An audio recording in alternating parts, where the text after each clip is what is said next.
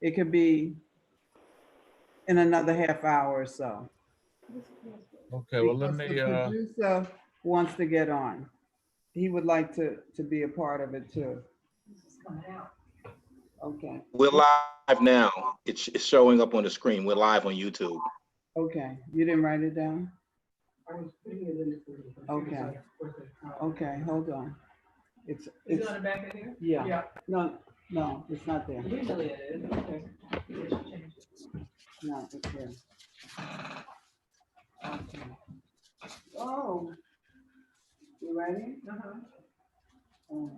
Capital and small. Small. All capital. TC, I can't even understand this. I can't read. 8787.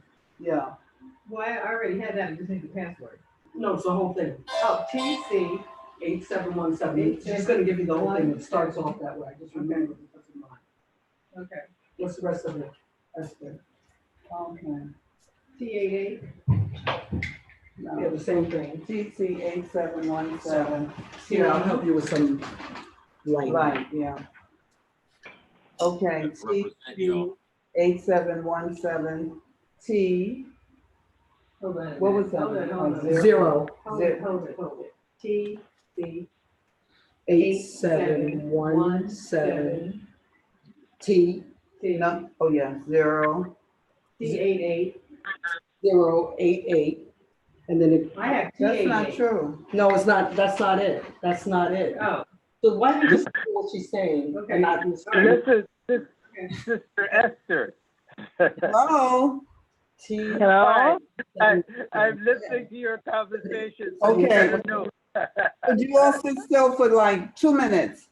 Okay, I'll be Okay. right there. Thank you. TC 8717 T. Is that a 0? It's 0. 0 A 10 10 A. A 3C 88. Okay, you got it? Yeah, it should be connected. Thank you. Thank you. yes, I got it. All righty. So some people are coming in over the phone. Is that the idea? Yeah, some are coming in on the phone. Yeah, because I tried the Zoom thing and it wouldn't, Okay. it wouldn't download properly. Well, you know, I was gonna ask, if someone is in Canada, can they zoom in? Of course, you Zoom from anywhere in the world. Yeah, so you can Well, zoom, use the New York, number.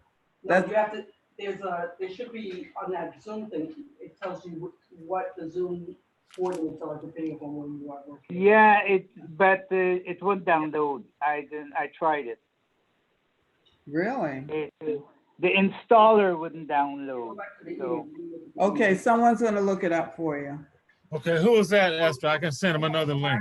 Okay, that's, Dr. Marshall Clem, first name Clem, Marshall. And Hi, Clem.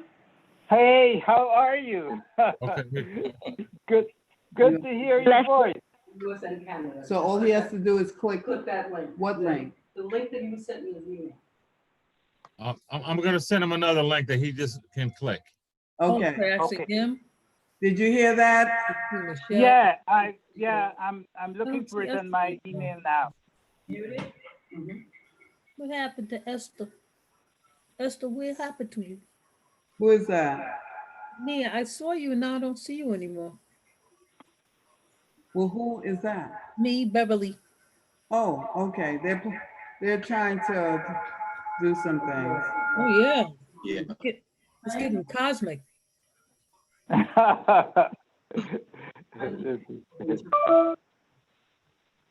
That's not me.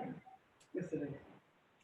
Well, Malika hooked mine up, and the way it looks from where I'm sitting, there's like a row of photographs across my my, and I see it's up at the top of the screen, Beverly, Esther.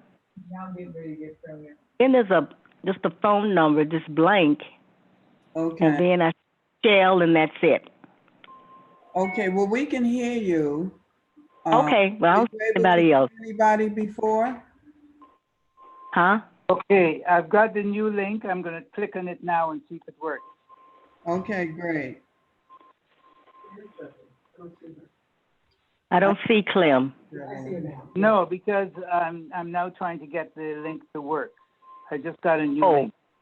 Gotcha, yeah. Okay. So let's see who all is on. Wanna go to the gallery thing? Mhm. Where's your pen? Participants, you have 11 people on. Oh, you could tell? Yeah, you Okay. can count them, look at them on your screen. Mhm. And if you go to the thing on the bottom, the participants, it'll tell you who's on. Oh, I have those glasses out with ice, in case you want some. Yeah. We're celebrating. You know, I was wondering, should we celebrate Juneteenth? I mean, you know, Yeah, it's not we a should. If I were down in Houston, we would be at the park now at the Finnegan Park in Fifth Ward. Okay, hold on with your story. I don't know if you didn't start already, did you? Start what? Your discussion. No, you asked if we should be celebrating, and I said if I were down in Houston, that's what I'd be doing. I'd be celebrating. Okay. It's an official holiday in Houston, in Texas. Okay, Texas period. that's true. People are allowed to take off from work that day. Okay. Well, you know, That's what I heard. National Football League has Uh-huh. to it that all of their corporate employees and employers have a day off. Oh, yeah. And I was there's a lovely young man who lives upstairs and he works for NFL and I was gonna ask him to come down, but I was so busy, I didn't have a chance. I don't have. They may as well let the players off because most of them come from down south anyhow. And then they celebrate Juneteenth. Okay. Even if they don't give us the day off, we take the day off anyhow. Oh, so we have 11 folks now. And Oh, that's who are we waiting for? Let's see. Okay. We have Clem. Norm. Oh, Anthony. What happened to Anthony? Yeah, Norman Clement. Because he's supposed to talk about Tulsa. Is he gonna call in? Is he gonna? He's Gonna call in. Who? Okay. he's going to Tulsa. No, but he's going to talk a little bit about what he's learned about Tulsa. And he just add in. Who's he? Who's he? Anthony Charles. Right. Okay. Anthony Charles, you say? Uh-huh. Gotcha.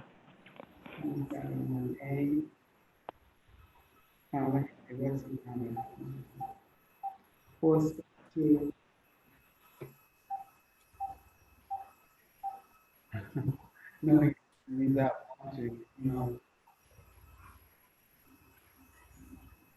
You don't have to do you? Me, no. Okay. Should I? I would like to have some. I'll get it. Okay, I'm going to get it. We can do that later. Maybe, so. I'm just trying to keep an eye disconnected. You should do that. Huh? I'm just trying to keep you from getting disconnected. No, that's just like doing it later, so that the virus, the things are coming out of the system. Yeah. She told me I could do that later, Hazel.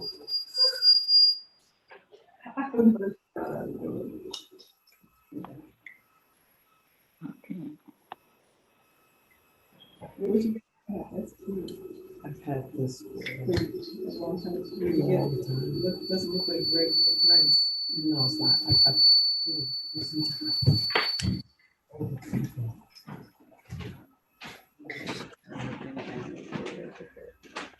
There's her volume. Oh my goodness. I put that stuff in my hair, burned brown and went to black. Did you notice? I'm trying to get it later. You bring your speaker down a little bit because there's a lot of feedback on it. For me?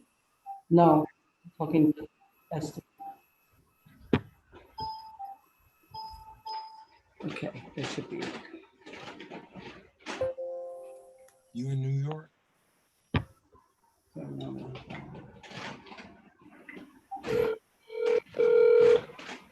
Somebody's calling in. Where's the one? I don't think there may be something that says.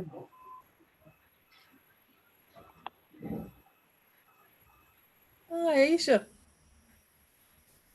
I see Isha. Isha? Yes, hi. Hi, how you doing? Good, how are you? Good, good. Are you at, are you guys all at the same house? Yeah. What do you Yeah, think?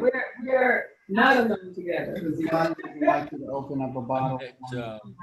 Who's that? Is that Michelle behind you? That's Michelle Michelle. Alexander? Oh, so you put your picture on there, Michelle? This is Michelle's picture. Where? See, I'm looking at her. She She has her video off, that's a. Yeah, so I just see her Michelle picture. Alexander? Which one? That, because when you got up, it's still there. It's still there. Oh, because it must have got like stuck there. Yeah. You're Let's talking about see. Michelle Alexander? Yeah. Oh, Here. okay. I'll come back and it should be me. That's my Okay, class. so then we can- Florida A&M University. I love who she looks. FAMU. Yeah, Michelle, yeah, she looks great. Thank you. Michelle Alexander. Wow. I was out. Lipstick and earrings. I'm the hostess. Red, black, I'm the and green. hostess. You look beautiful too. Yes. Miss Michelle Oh, Alexander. yes, you do. You talking about a Florida Gator? You don't know salad. No, nothing? Okay. Potato chips or something. You made her assume. No, you don't want those, not with wine. What up? Get a, no. In fact, people have to stop eating I potatoes. see her walking all around. Okay. What Now, time how now? come I can only hear Franklin. I can't see her. It's 7:18. I know, I'm not hooked up to the video. Okay. Why not? Well, my daughter did this thing, and so now I'm on the phone, so it's okay. Y'all Yes, can hear me. Yeah, we can hear you. I just wanted. Yeah. I wanted to see you. She don't want to see her. She don't want us to see her. You know what I look like? Yeah. It ain't been that long. It's, Terry's on. See my You I COVID still blue look- hair? Is Terry on? Yeah, Terry. Yes. Yeah. I got Hi, my Terry. I didn't even know. oh, there's Terry. Hi. Yeah. Hi. Hi, We have- Hi, Terry. Hey. Hi, everybody. How you Happy- Meet each other. How are you doing? I'm doing good. Hey. Happy Juneteenth. Good to see Who are you. the numbers, people? Because I don't know any of those numbers. What number? There are people who haven't put their names on, they just have their phone numbers. What's Yeah. your password? What's the password? I'm gonna again? change and They put are. my Okay, I'll I tell don't know you. what I'm. Okay. Nina Baker. Maybe this is me. Uh-huh. Okay. Yeah. I'm gonna put my name. Terry. Yes. I'm gonna put my name. Happy Juneteenth. Happy Juneteenth. Thank you. Thank you. Thank you. Happy Juneteenth. It's a great day. Great day. Yeah. Yeah. Yeah. Very great day. In the fridge. Mm. I like the Oh, this is great. What Was is that it? nice? Yeah, I said it was a nice, it had a nice yellowtail. Yellowtail. Oh, wow. Yeah. Uh-oh. Okay. I think. Yeah, you're right. Okay. You like that? Down here in Florida, Independence Day. I said down here in Florida. What are you talking about, Norman? Down here in Florida, Black Independence Day is What May happened 20th. to, Joyce is supposed to be on. Joyce is not on. Actually, this was really Black Independence Day. We have, We didn't get any independence. We just got what they call liberty. Liberty. Oh, Really? In yeah. It was Brazil, free. I think we can really in Brazil, start. they didn't get that until 1884. Well, even in the, Next meeting will be a little more organized. That might go out faster. Just took a screenshot of it. Oh, okay, now I can see everybody. Okay, I got that. Investors, yeah. Mhm. I just did a Whoa. screen- Of her. Oh, that's nice. So we send it to her. And she could use that as her. I don't see anybody now. Fiesta. Yeah, Terry. Yes, is the ma'am. classmate- Terry is the classmate of. Could you give me this? I entered the password and it said incorrect password. So could you give me the password again? Okay. All right. Um, You got the password? I do. I think the password is 438921. Let me make sure I stay up. yeah, that's it. Yeah, 438921. Oh, it's still giving me that. It's crazy because I've got my email there and I put your password in, which I copied before, and it says incorrect email. It says incorrect email or password. So I don't know what's going on. But Clem, we can hear you. If she has it in her email, she could just click. No, I If she has did. it in her email, Presses on the link, she'll be able to do it. she could just go on the link. I copied it from the Who said thing the and same that they put need it a in, password? and then I put You don't what know who it is? heard. So neither of those. So it's probably just a glitch in my computer. You don't, well, the link has it embedded. How the link is written. Yes, My computer may be blocking it for some reason. exactly. Yeah. If she clicks on the link, it should try to bring her straight in where the link says join the meeting if she's on a computer or in her email. It says launch. That'll be the easy way. Hmm? It's in the link. It's in the. Oh, look, it's 15 people on. Okay. Yeah, they also put one, yeah. Yeah, look, it's more people. You know? Mhm. There's more people on. Okay, 15 are on now. Yeah. Now you have their names? We have all the names except for the ones that have phone numbers. Yeah, some people have a phone number, but they can change it to They can change it if they. their name. Yeah, they can change it to their name. Just click in the top right corner and change your name. Yeah, when it's participants, you go to yourself and then you could type your name. Okay. Mm. How is everybody doing today? How was Good. everyone's day? Good. Good. Great. Yeah, Bless. mine too. Very Yeah, yeah, excellent. The weather was so beautiful. Yes. Yeah. It's a beautiful, beautiful day. Does she need a password still get in? Terry, I didn't see you at the Blue Nile, we were celebrating. Oh, okay. I was Juneteenth. running, huh? We Yeah, were I was running celebrating behind. Juneteenth. Yes, no, I'll send you I a know. picture of it. Yeah, thank you. No, I had to do an interview with Carol from Sweet Honey in the Rock. And then yeah, because they have a show tonight. It's actually kind of between 8 and 10. And Where's that gonna be? Is that a virtual show? yeah, it's virtual. It's virtual. Mhm. Okay. Yeah, it's Do you virtual. have to I buy think, tickets or is it free? it's free, but at the same point, there's a $19 donation. And I think if you do the $19, like you get in the Zoom room and people can see you and, you know, your red carpet and they have some kind of a after discussion.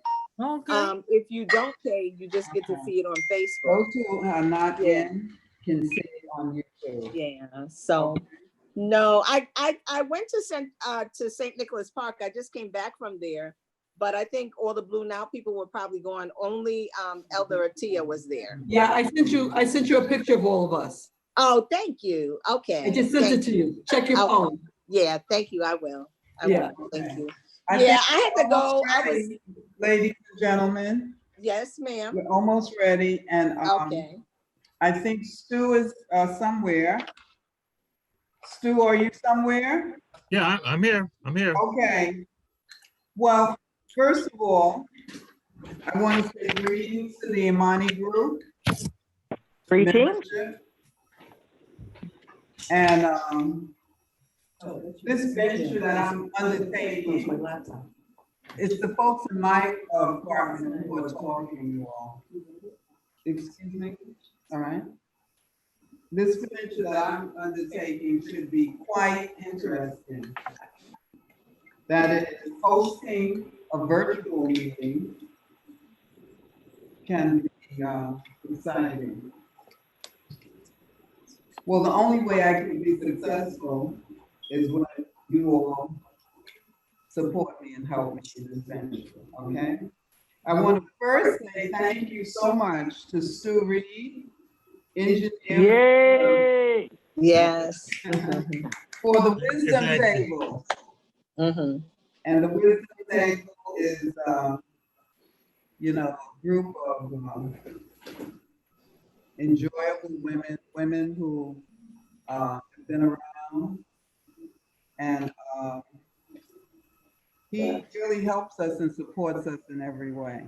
And he said he would do this tonight, and hopefully he's not going to get too exasperated with us.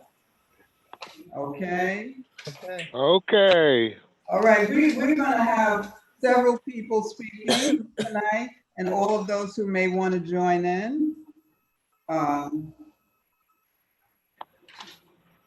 didn't have time to do that. Okay. I'm so glad that Stu is gonna put this on YouTube. Oh, Brother Leroy has popped in. Very good. Okay. I was hoping that, I'm very glad that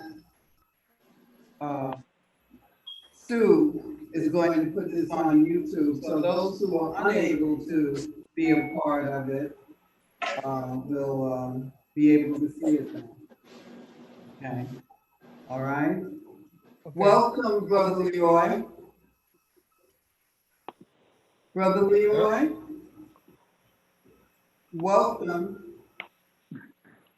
Okay. Those people who are on just their phone, we have to unmute them, I believe. Am I right? No, they have to unmute themselves. How do they unmute themselves? They have to go on their phone and wherever their device is and unmute themselves. Okay. So those of you who are on the phone only, look and where it says unmute, press that button. Microphone. It's a microphone icon.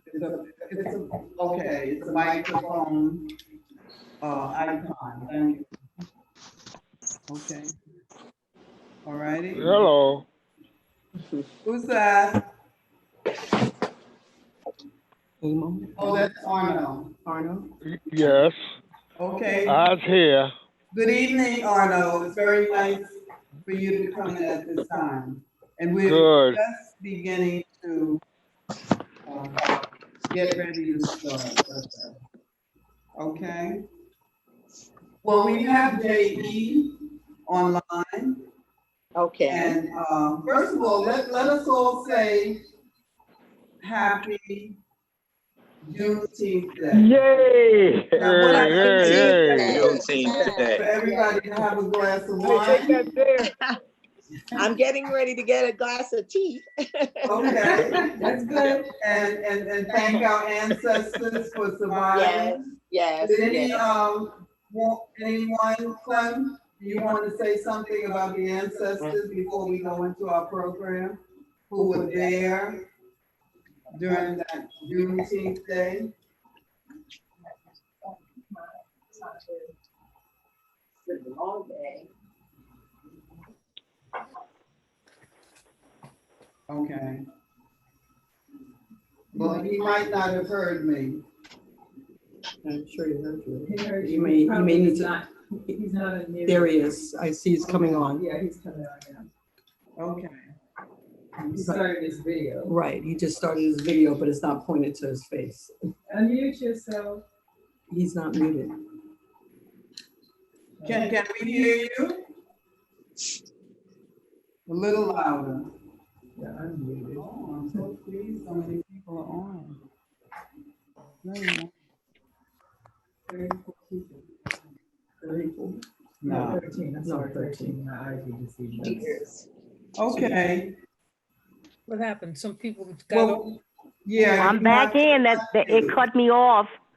You were cut off? Well, I can't hear nobody. Oh, okay. Mm, Hello? You see us? we can hear you. Yeah. Hear me? Okay, Clem, can you hear us? Can you see me now? Oh, wonderful, Yes. Hi, beautiful. Clem. The lovely face. So Yeah. Clem, do me a favor, would you say something before we begin to the ancestors? We all have a glass of wine, some of us. Yeah, I went and got one. It's been that kind of day. And some have tea. Not really wine. Yeah. Okay, here's my. Would you say a Y'all few didn't words listen. to the ancestors? The ancestors. He's not listening to me. Hello? The ancestors. Don't hear me. Yes. Does anybody hear me? I hear you. Yeah. Yeah, I Yes. can hear you Yes. well. Yes. Huh? Yeah, Yes. Yeah, we Yes. hear you. we hear you. Okay, because it cut off, and then I couldn't get back on, and finally Malika fiddled with it, and I got back in. Oh, great. Good. Okay. Okay. All right, so Clem is gonna say a couple of words, I hope, in honor of am our I? ancestors. All right, Clem, you better hurry up. Time is a ticking. How much time do we Yeah, have? okay. Okay. There is no circle without the center. There is no center without the circle. The one and the many are the same. We are all each other, and we are together, we are the universe. Our ancestors connect us to the cosmos. Ashe.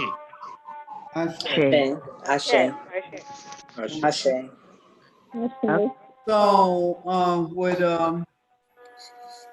I'm gonna introduce J. Franklin, noted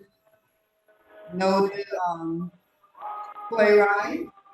You know her for her artistry in the writing of the Black Girl, which is known all over the world. Yes. Yes. Beautiful. So J.E. has promised us to give some information, insight, knowledge about that area of the world where she comes from. And what is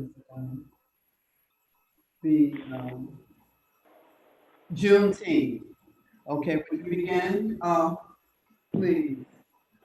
Okay.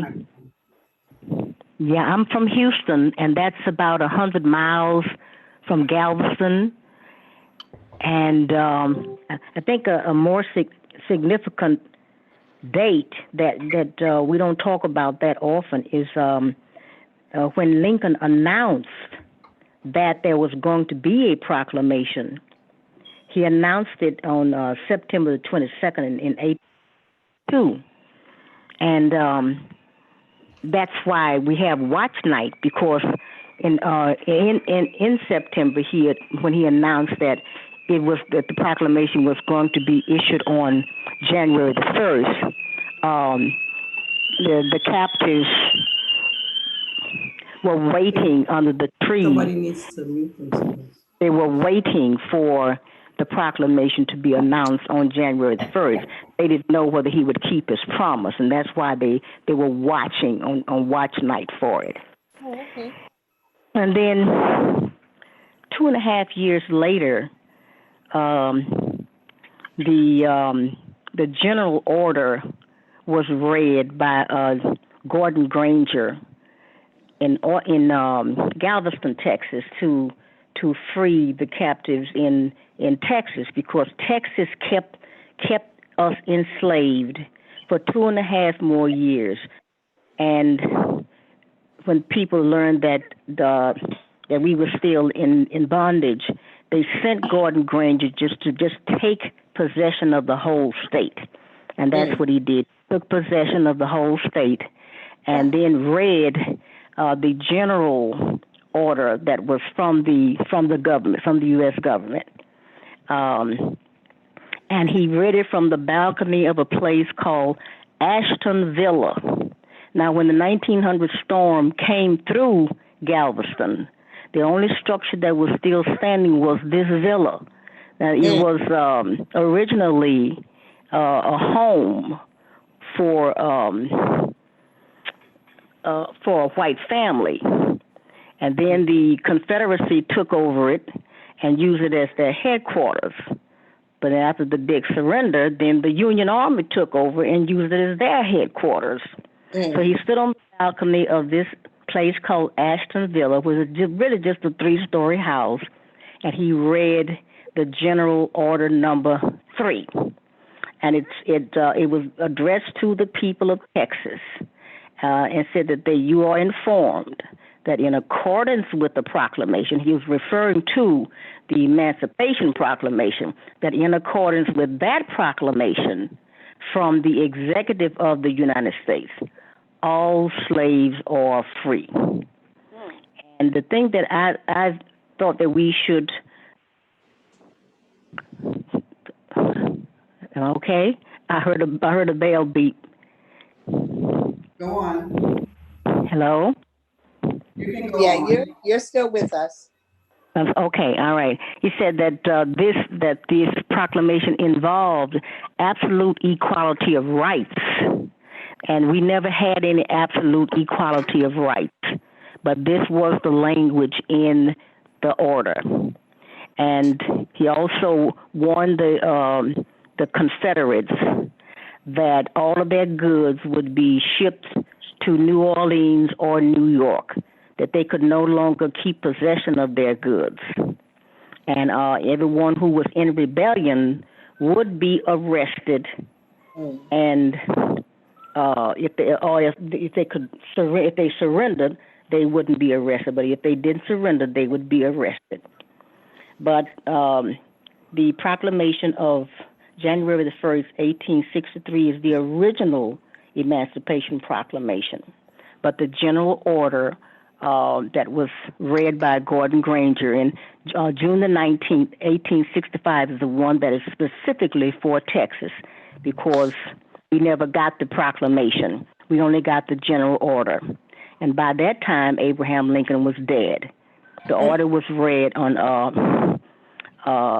June the 19th, 1865, assassinated President Lincoln on April the 15th, 1865. So 2 months after the assassination,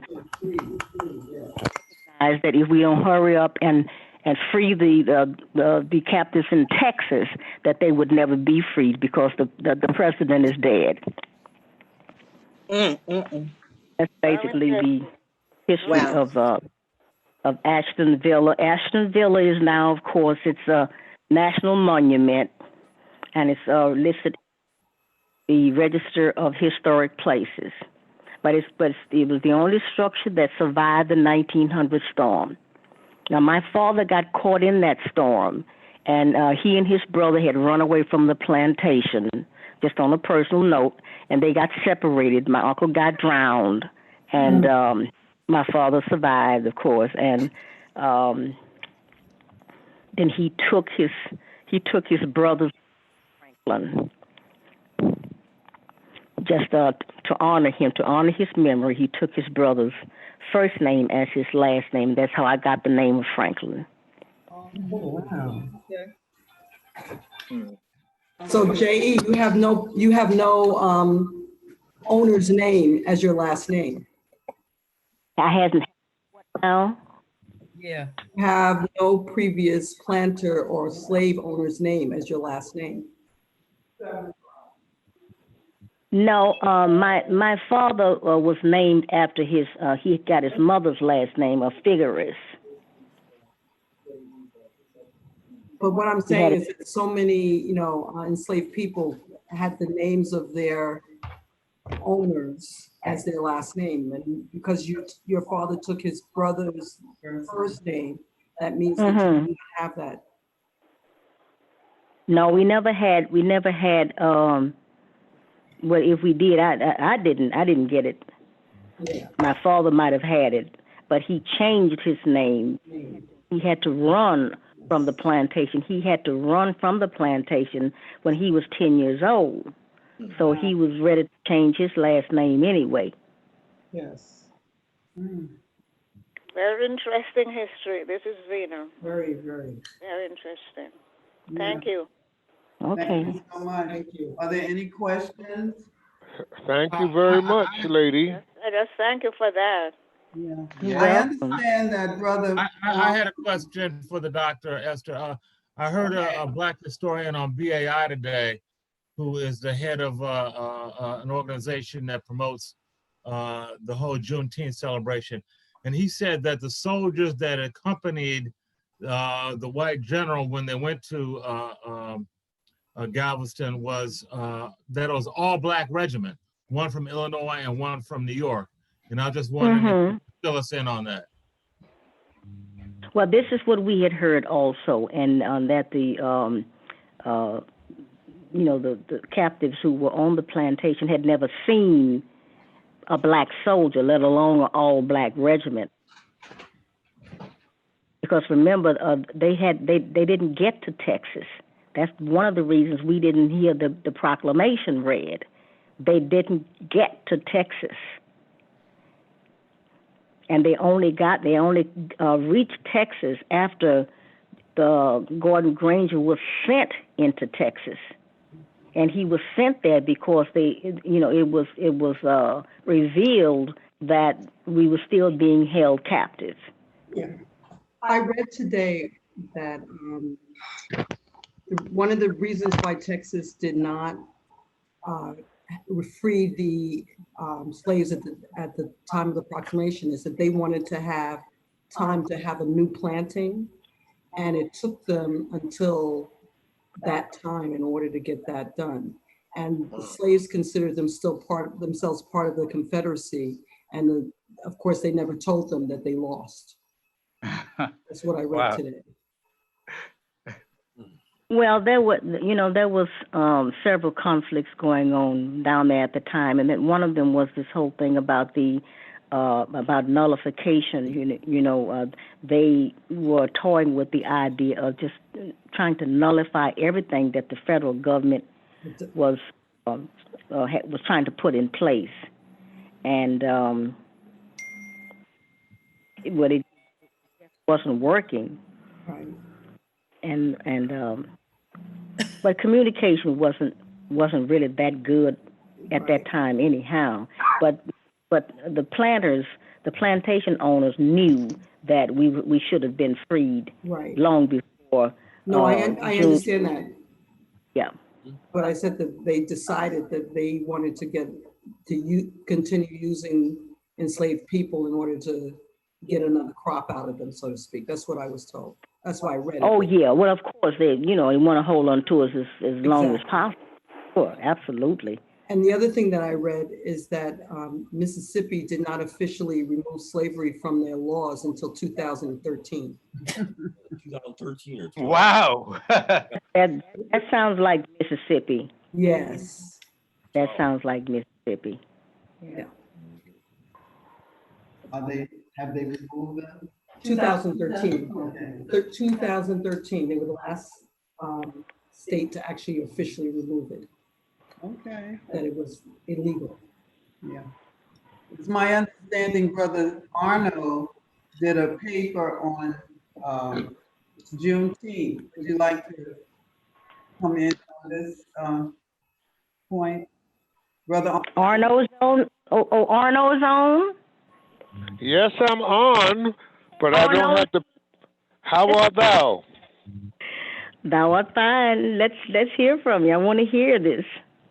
Well, what I did was I did some research from General Gordon's part. Mm-hmm. Yeah. And I put that's how I started my library.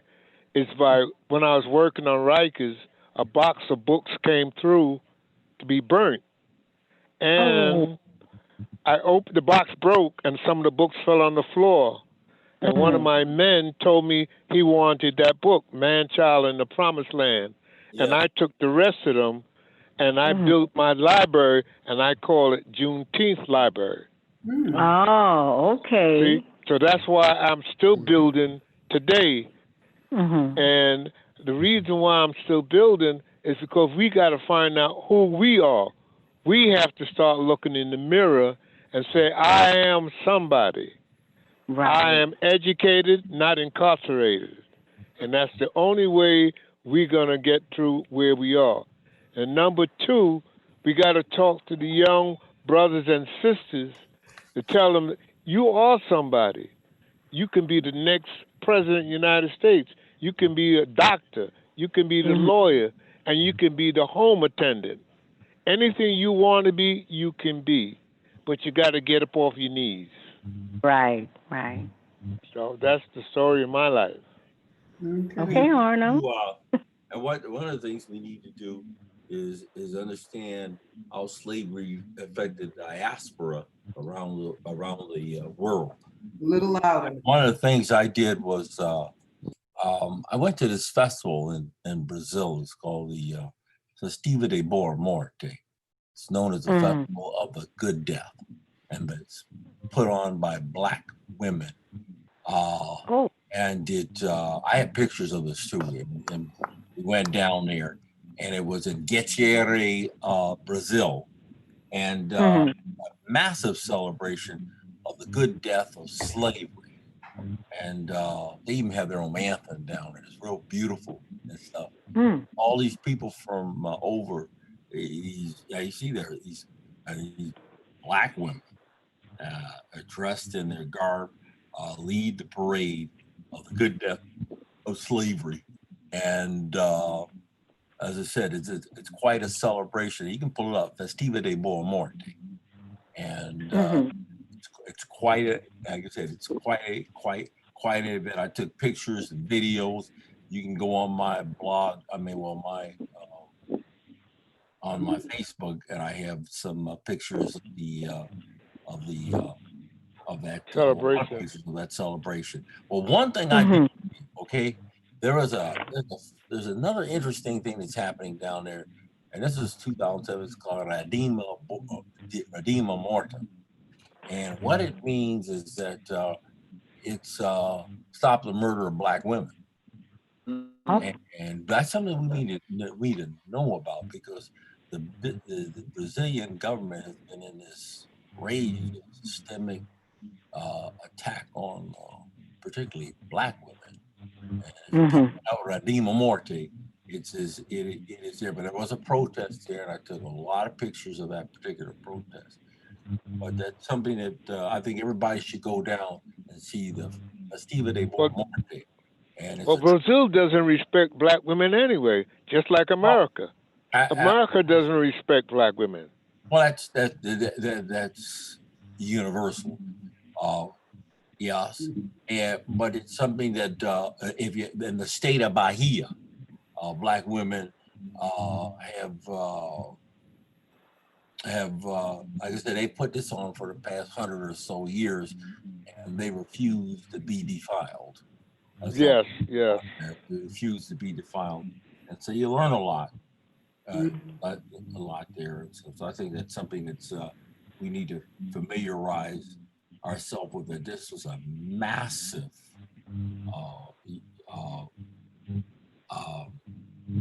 movement of people from Africa. I think a lot of people don't understand. You ever heard of Quilombos? You ever heard of Quilombo Palmares? Yeah. About Zumbi and how they these people and this is still celebrated to this day. They have a statue of Zumbi. They rebelled against the Portuguese government and stayed independent for 100 years. And to this day, we went to a Quilombo called Quilombo Cantare, where the people are independent of the Brazilian government.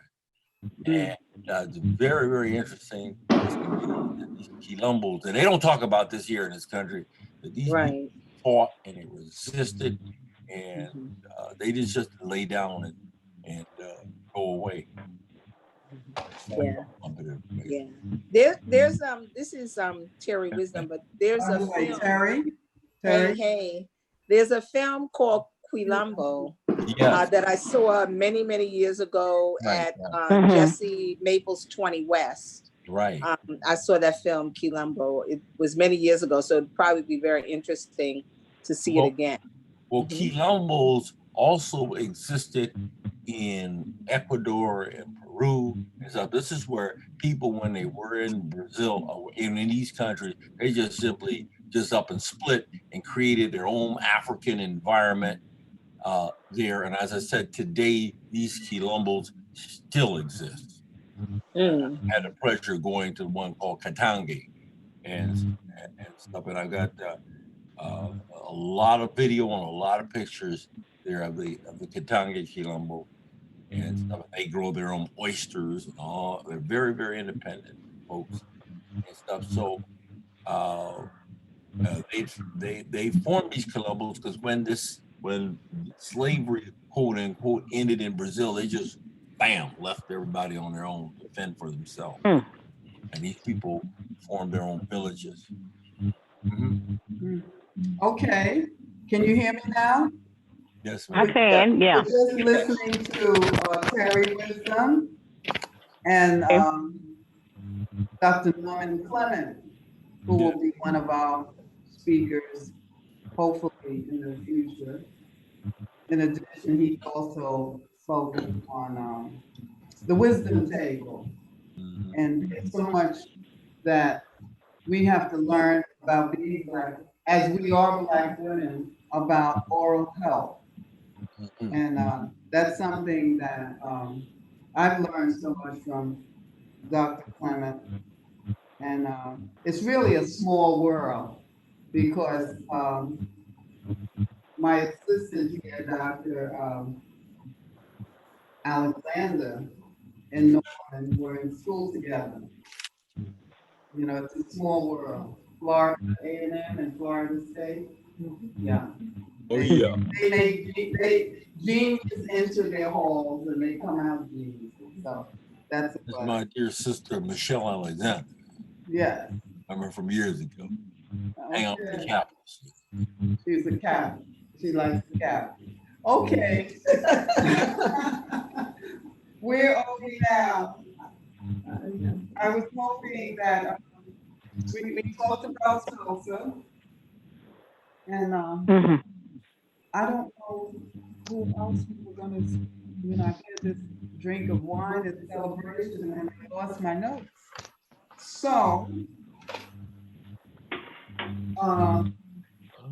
who have I been talking to? Oh, I know, Anthony was supposed to talk about, not the, yes, go on. Who was that? I talked to J.E. so much. Who else were we gonna have to speak today? You said Anthony, didn't you? Yeah, right. He was gonna talk on not Juneteenth, but Tulsa. But anybody can talk about Tulsa until Anthony gets here. Is there anybody who wants to just jump in there and talk about what's happening with Tulsa, a state, Tulsa, Oklahoma? Well, your president's going down there tomorrow. You're bad, Jay. That's the celebration. Juneteenth celebration be still going on tomorrow. Okay. It goes all the way to Sunday. He said he's going down there. So is there any? He was going to go down today. Why we'll speak? Well, it was an outcry from. Well, I got to take. I guess I did. I have to turn up my volume.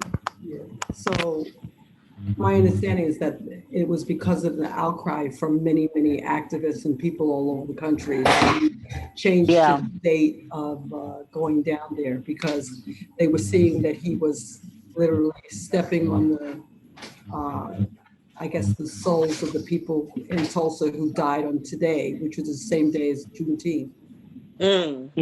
As a result of that riot. My understanding of the riot as a result of It was to June burn 19th. down the city. They claimed that I know about this, the riot. a black man, either tried to flirt with or talk to some white woman. Right. And they chased him into Right. into The jail. what was called the Black Wall Street in Tulsa, Oklahoma. And the whites then ran after him and came with guns and bombs. And they said that was the first time on American soil that bombs were actually used from airplanes from overhead. Yeah. And 117 people were killed, women, children. They were set on fire. They were killed. They were shot at. And people literally ran for their lives, and the whole town was burned to the ground. Right. The numbers that we have there is excuse me, more than 600. Yeah, the it was Red Cross said that, said that it was more than 600 babies. The most important part about it is that Tulsa was a self-sufficient Black town in which literally every single business that you could think of operated autonomously from whites. And in fact, their banks and everything held loans against many of the white people who came there to burn and riot in that town. And my mother's family was actually from Tulsa. And wow. My mother was born a little bit after that particular riot, but my mother used to tell me the stories about this for many years. My mother called white people the devils. She said that they never meant us any good, and her family was burnt out of that town. Oh, wow. It's important to get all of that research. I know there's a play that Michael Green did called Black Wall Street. And it was great because it really brought awareness, and they did it like 3 different times doing rewrites. But the first time I even ever heard about Black Wall Street was on a public radio station when they did a reenactment, like a story time. And that was really just a powerful, revelation, because I didn't know about it, and that was about 10 years ago.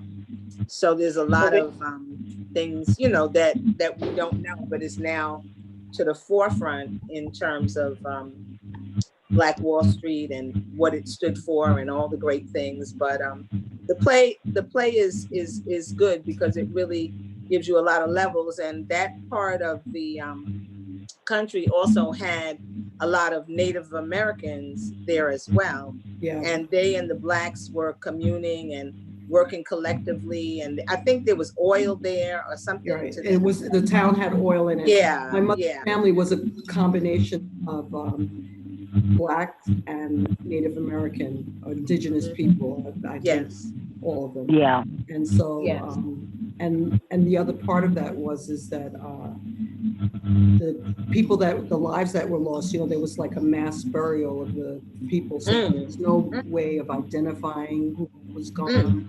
And and so literally they're still trying to find out where people that were killed and died there, where are they, where are their bodies, where are they returned? And just like similar to what happened in Wall Street in New York, they probably built buildings on top of them and all kinds of other created their grave sites and those bodies have been interred there. You see There was a documentary about the Black Wall Street. Hi, this is Joyce. There was a documentary I saw some years ago about Black Wall Street. It was called Before We Die.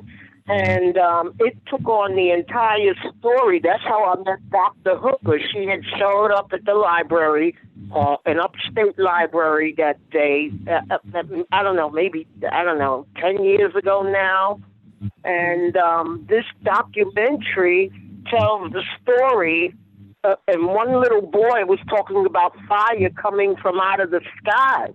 So, of course, as a kid, he didn't understand. So it just goes to show you, nobody had airplanes but the government. So it had to have been the government dropping Exactly. bombs Well, on they said these that was the first people. time that Americans were actually bombed. in Wow. America. Wow. That they Can know you repeat the name of the documentary, please?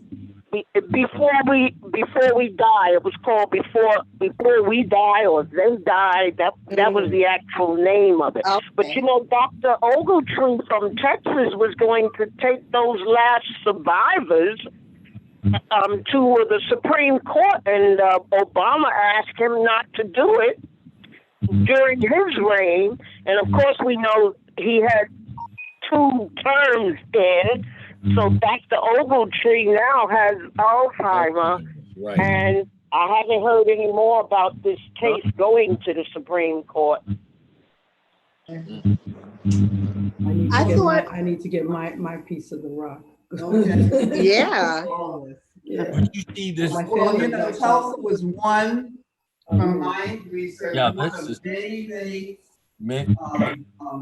cities right, where people went. and that's throughout the whole world. They burn us every time. Experimenting and doing all those things that we know they're capable of doing. South Carolina. Right. And that's the South Carolina, and there's a tape, if a CD, if anyone, a DVD, if anyone would like to have it, called Eyes on Haiti. Eyes on what now? Haiti. Haiti. Haiti, like Haiti. Oh, okay. And the story is that so many of our people here in the South, in the West, was so happy about the successes of Haiti that they call their barbershops the Haiti barbershop. And you know how we do it, names. And you know, they were right each other. They knew their history, they knew their contemporary things that were going on. And throughout the South, many stores were named after Haiti, and they pronounced it. You know. Have you read the book by Rasmussen called American Revolt? I got it back here. They don't talk about this very much, but in 1811, as a result of that, and in New Orleans, there was a revolt of the black folk based on the Haitian Revolution. I have a book back here, and by Rasmussen, you don't hear about this, but this totally changed the entire concept of black folk in New Orleans and that whole Louisiana area. And these guys showed up in uniform, and it was right after Thomas Jefferson sent his I believe Claiborne. You ever seen Claiborne Street? Claiborne Street in New Orleans. That's named after a guy who was first governor of New Orleans. And when that revolt happened, these black people literally just, I mean, this is nothing compared to Nat Turner. These people made a difference, and they made it all the way to a place called Negro Fort, in what they call it, in Florida and stuff. Remember I was telling you about the black women in Brazil fighting? Well, here it is. This thing is called Redima para Marte Redeem, and this is part of the march. And what that means is stop killing, Rita Majeras, Negra de Bahia, stop killing the black women stop murdering black women in Brazil. And that's what this is a video too, so I show you, but these are happening all over the diaspora. You see this attempt to attack black independence wherever it occurred. We see this at the Columbus. We see this in South Africa. We see this even today with you ever heard about the Nam people in Southwest Africa, how the Germans came in and brought the first concentration camps and stuff like that? And the reason I know this is because I studied forensic odontology. And what they would do is they would murder these people, cut their heads off, and take their heads to Berlin and study them.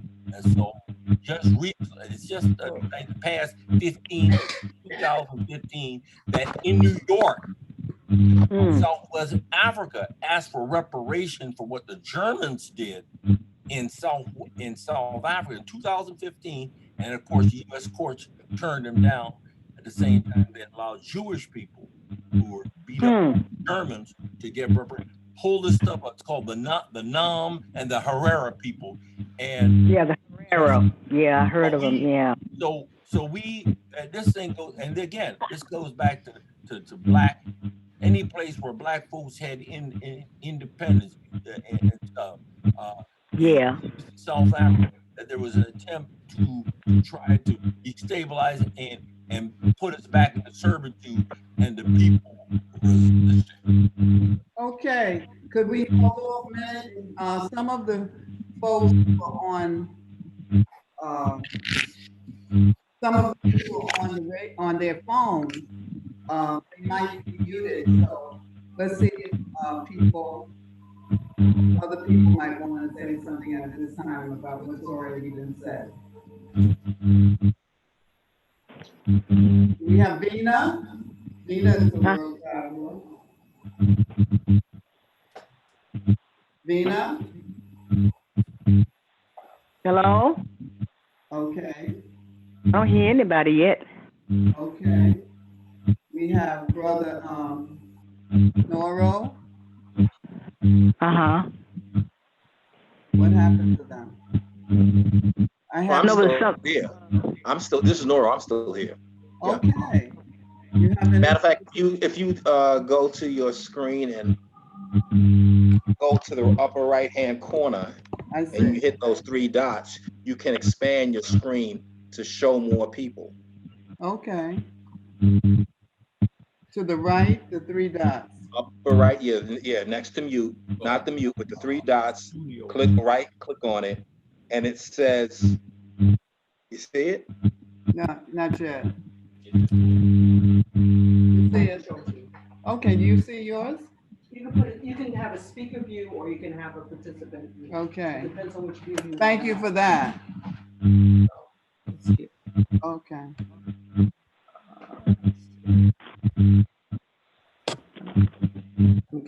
I forgot you don't have a touch. I have a touch thing you do not. Oh, yeah. Was that Beverly? Yeah, I see everyone. You can go over to Yeah, I see. Hi, I'm here. Phone. I'm here. It's buzzing or something. Yeah, I hear it on mine. You hear it on yours? Buzzing, yeah.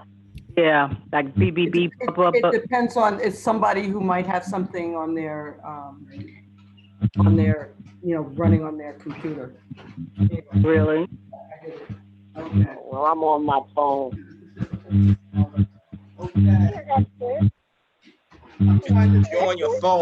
If you're on your phone, you need to come off speaker. Speaker can cause that. I don't have it on speaker. I don't know. No, it's next to my ear, which is scary. No, against headphones. Okay. We'll hold off a minute. Any other contributors? Hi, can you hear me? Esther? Okay, something else we were slated to talk about. With that? Yeah, I'm here. Did anybody call my name? Okay, Terry, could you tell us about what you've been doing? Yes, I have been extremely busy, extremely motivated, doing Harlem Network News. We started Harlem Network News really in the beginning of March. And it's interesting because it's something that my partner, Brother Ruby, and I had been thinking about for a while. But the event of COVID-19 made us jump right into it. And it is a news media platform that is really dedicated to making sure that Harlem, the Harlems of the world, and urban communities and the whole world is informed about what is going on. And it's been a very interesting journey. I want to really thank Dr. Michelle, Esther, and just really the whole Himani group for being so supportive. It has really been quite an inspiration for me during this COVID time, because my background is in film and television, and sometimes we go full circle. I believe everything is very connected, and you multitask and you do many things. And even with doing entrepreneurship, restaurants, guest houses, it's all really one big production. But it's been quite a journey to be back in this media world, which is what I grew up in, and I kind of really know like the back of my hand. But even with that being the case, and we're really at the beginning, but we're working very, very hard to assure that we can really make this a viable platform, through funding, through finances, because we aim to be the H&N of our community. But it's been astounding just watching how much things happen in our community that the major media, New York One, just does not cover. There's a blackout on our information, and some of it is intentional and is blatant, and some of it is just their ignorance and lack of care or concern. So I am even super motivated. I mean, the Sunday before last, there was a march that took place in Harlem that the Harlem clergy came together, and it was 2,000 people. And New York One did not cover it at all. I was the only media person out there. And so that kind of thing, and even there being something at Harlem Hospital where the hospital workers and everybody was celebrated. There were drums, there was police on horseback, fire trucks, and they didn't cover that either. So, and I sent stuff and I called them. I mean, I have to really get a kind of PR person because we cannot do it all. But it's very clear that they choose what happens with us. And if somebody was shot or all of Harlem got burned down, that would be news. So it's been an awakening to me. I already know this, from working at all the networks and knowing that there's just some little white people sitting at the desk and they decide what we're going to cover and what we're not. So if they don't know about it, they're not doing it, or they just might not do it anyway. And then it passes down to the hands of an editor, which is I was, and it's up to my discretion. I could do whatever I want. So, if it had to do with Black people, then I'm gonna try to do something about it. But I'm just saying it's very, very critical because us having this lack of information and knowledge is detrimental. I even feel that in the beginning of the COVID, we really didn't see our faces. We really, saw other people. So, we were thinking, well, we're Black, we can't get it because we didn't see ourselves. And then it got into a whole nother thing. But I'm just clear because I have been, involved in the COVID tracing thing. And I'm clear that every single thing that is going on, which we already know is systemic racism. Just, whatever it is, the power, the money, the decisions to just take the privilege, with this COVID thing. I mean, it's supposed to be like we're the ones that are the main ones getting it, or, have, whatever, but none of the trainers, none of the developers are people of color. There's somebody from Maryland that's making a ton of money. So I just believe that we have a lot of work to do, and I'm open to any suggestions. And like I said, I'm so grateful to Dr. Michelle, to Esther, to being a listening ear, to sending me information, to you, Aisha, for reaching out, or, you know, because it's a very difficult thing to do anything, and then to also garner our people and get the support, or even having to twist their arms to get their own knowledge about themselves, you know. So it's a lot. So you have to try to figure it out, and then you have to build. But I think that it's really important to keep going. I mean, today I was at about 3 or 4 things, and, you know, a little bit overwrought. That's why I didn't get to the Blue Now thing, because I had to come back and do some other things. But I mean, I interviewed as many people as I could that were doing things about the Juneteenth. I interviewed a young man out in the Shinnecock Reservation, and they had their first time to have Juneteenth, and they had a breakfast and an information thing, and he's been organizing. They had a rally in Bridgehampton, Southampton, West Hampton, and then this evening he was organizing a rally. Trayvon, he's one of Sahar's good friends, and you know, he's about her age, but he's trying to get the schools to change the curriculum, you know. So I mean, it's just inspirational.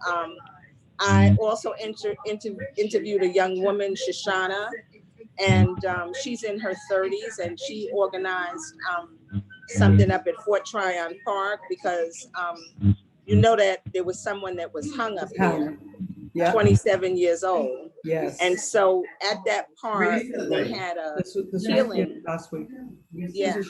On June 9th. June 9th. And the police are saying that it's a suicide. But the community is, of course, investigating it, because, you know, there's just too many people getting hung. So Terry, there actually been 5 hangings of Black men in the last 2 weeks. Yeah. 2 of them are in California, I think 2 here in New York, and another one in Texas, I think. Texas. Mm-hmm. And yes. The one in Texas, I think, was of a young teenager who was hung in the schoolyard. Yes, and, yes. So they have ruled them quickly as suicides, and it was only because of the outcry that came from the community that now it's being investigated. Mm-hmm. Yeah, so I mean, there's so much going on, you know, but I'm really inspired, and this has kept me during this COVID really inspired, busy. So I would love for any ideas, support, because I know that there are great minds here, to just, you know, share with me any advice, any thoughts to really make this a viable structure, because we really don't have hardly any Black, you know, media left. You know, BET is not Black owned. You know, even the radio stations, BLS and all of them, you know, and it makes a difference as to what happens. And I know that TV1 but it's evident, you know, that they're having a big struggle, because they just do reruns of Sanford and Son, you know, 24/7. So, you know, I'm just saying, you know, we have a problem. And if we don't control the media, then, you know, and the information is difficult for us to get it. Now, one thing I think that is a wonderful thing is, because we're in this COVID situation, we're kind of on a level playing field, because the big networks, they're operating from home, and we're operating from home too. And then we're all sending out messages to each other, because I think, Dr. Michelle, when you sent me the thing about George Floyd, we had that information before CNN did. You know what I'm saying? So that is where it is. Yeah. But we have to keep going. And I know that I have to structure this. And while this window is open, really, really, really run with it. Very critical. So any support, information, we do at least 1 or 2 articles every day on HarlemNetworkNews.com, and then we're on Instagram, YouTube, and Facebook, because you got to be on all those, and, you know, beginning at Twitter, because otherwise there's just, everybody's doing different things. So like young people really don't do Facebook. you know, and some older people don't do it either. They're more on Instagram or whatever it is. So if you want to talk to them, you got to be on Instagram. So it's a very interesting phenomenon. And this Sunday at 3 o'clock, we will be having Dr. Maulana Karenga again. So that'll be great. He'll be on at 3 o'clock. And then the 4 o'clock hour, which I'm putting it together, is going to be Black Harlem men speak. You know, because we did the women, so we definitely want to hear from the men. So that's it. But anyway, you know, reach out. Yes, ma'am. Okay, Hey, Terry. Dr. Hold on a minute, because Beverly, friend, you had your hand up. Well, I heard, I was saying that. And you have to speak a little louder. Oh, okay. Turn up the volume. Thank you. Okay, well, I wanted to say that, can you hear me now? Yes, yes. What I wanted to say when Terry was mentioning is that the brother of one of the people who was hung was gunned down. Yes. Did you hear that? Yes. No. Yeah. Yes. He was gunned down by the police. Yeah. Why? Yeah. Yeah. When, I mean, what? Yes. Any particular reason other than the circumstances? The circumstances seem like they were protesting and complaining. Let me. I have some background noise. I need They to need to mute their phone. They need to. You whoever's doing Brown noise. If you're not talking, please mute your mic. If you're not speaking, just mute your mic. Oh, okay. Who is that? Somebody needs to mute their phone. Or computer. Or radio. Okay, Beverly, go on. Well, Michelle picked up on one of the people who was hung. His family was saying he didn't kill himself. He didn't kill himself. And then that boy's brother was shot down by the police. And, what they'll do is they'll tell you what happened, but they won't give you the circumstances, so it sort of dies away. Like, well, we did tell you. Yeah, because I watched very carefully the situation that happened with Rayshard Brooks. Yeah. And, you know, strategically, and maybe they didn't have it from the police, but they strategically, and, you know, this is a media thing, they strategically showed him wrestling on the ground, running, putting a taser on the people, but they waited until like a day or 2 days later to show you that for 22 minutes he was humble, saying yes sir, and doing the eye test and all that. They didn't show that to you, which really doesn't give you the whole picture of what happened. You know, that's right. They showed that after the fact, when that was a part of what happened before, the sequential things that happened. You know, he was very compliant. He was there talking. I mean, it must be agony for his family to see his last minutes. He was there saying, I could walk to my sisters. And, you know, I think at the end of the day, once they decided to start to wrestle him and handcuff him, he must have been thinking, well, let me just try to make a run for it because I know what is coming. Yeah. You know? So I can just chime in that it depends on how you got your news, because I saw the complete video initially. That's how I saw it. So you're getting your information from the network, right? Getting it filtered by the network, Right. Also, the officer had no right to even stop him pull him out of the car because he was on private property. They had no business even saying anything to him. But I think that Dr. Michelle made an excellent point, you know, saying that she saw the whole video, but a lot of people are really, you know, I mean, we're all trying to send each other as much things as we can, as we know it. But other than that, you may be relegated to what they got on the mainstream thing. And that is what is impacting the majority of people. So by the time you saw him wrestling, running, and with a taser, that gives you one view of what happened. You know. That stop looked like more of an interrogation than it did Did you? a stop when you have, especially somebody for alcohol consumption. I mean, it took a quite long time. I think they had an agenda in there because Right. I mean, you after you've done your sobriety test, and if Right, that's and the he passed result, it. that should be it. Except that I believe they had something that was on because the so-called sobriety test was extremely elongated. Exactly. Right. It is suspicion that they had in their mind to be up to no good, and and two. just So it to, didn't make just to any add, sense. Didn't make any sense. The whole sequence didn't make any sense. And why would they chase him when they had his ID, which had his address?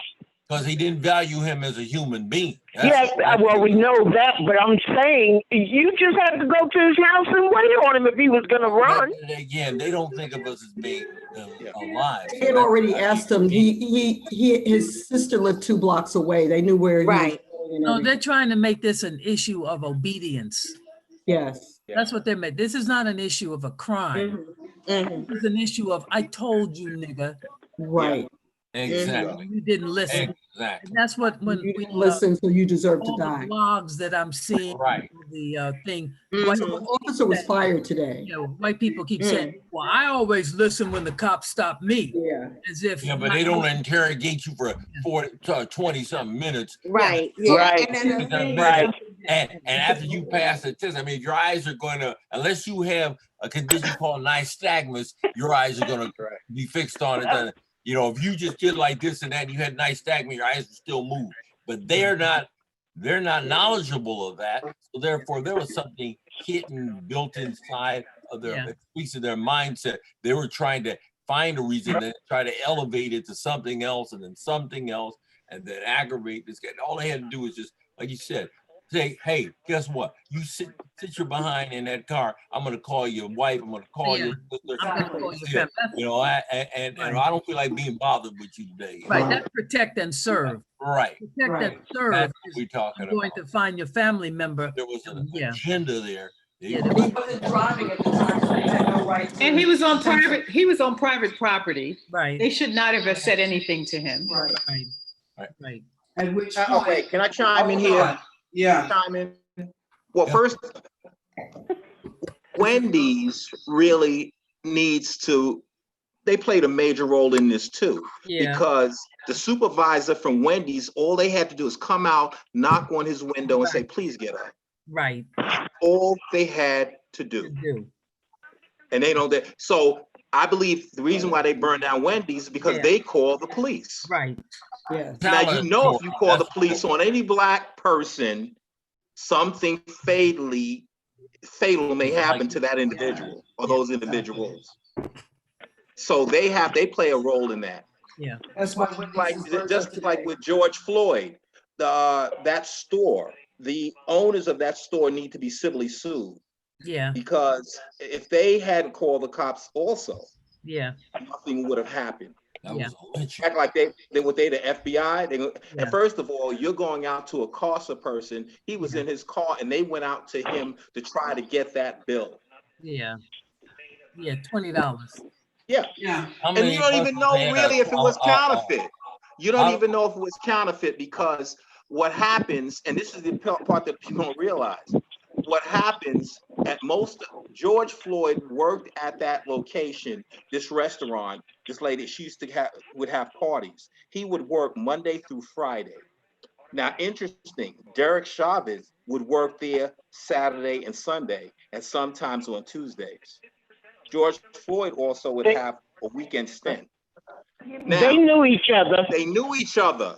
But and this is how you prove, first of all, number one, if you are doing that security work, everybody who's on duty, you have to know who they are. If an altercation breaks out, what, you gonna go and jump on somebody who works with you?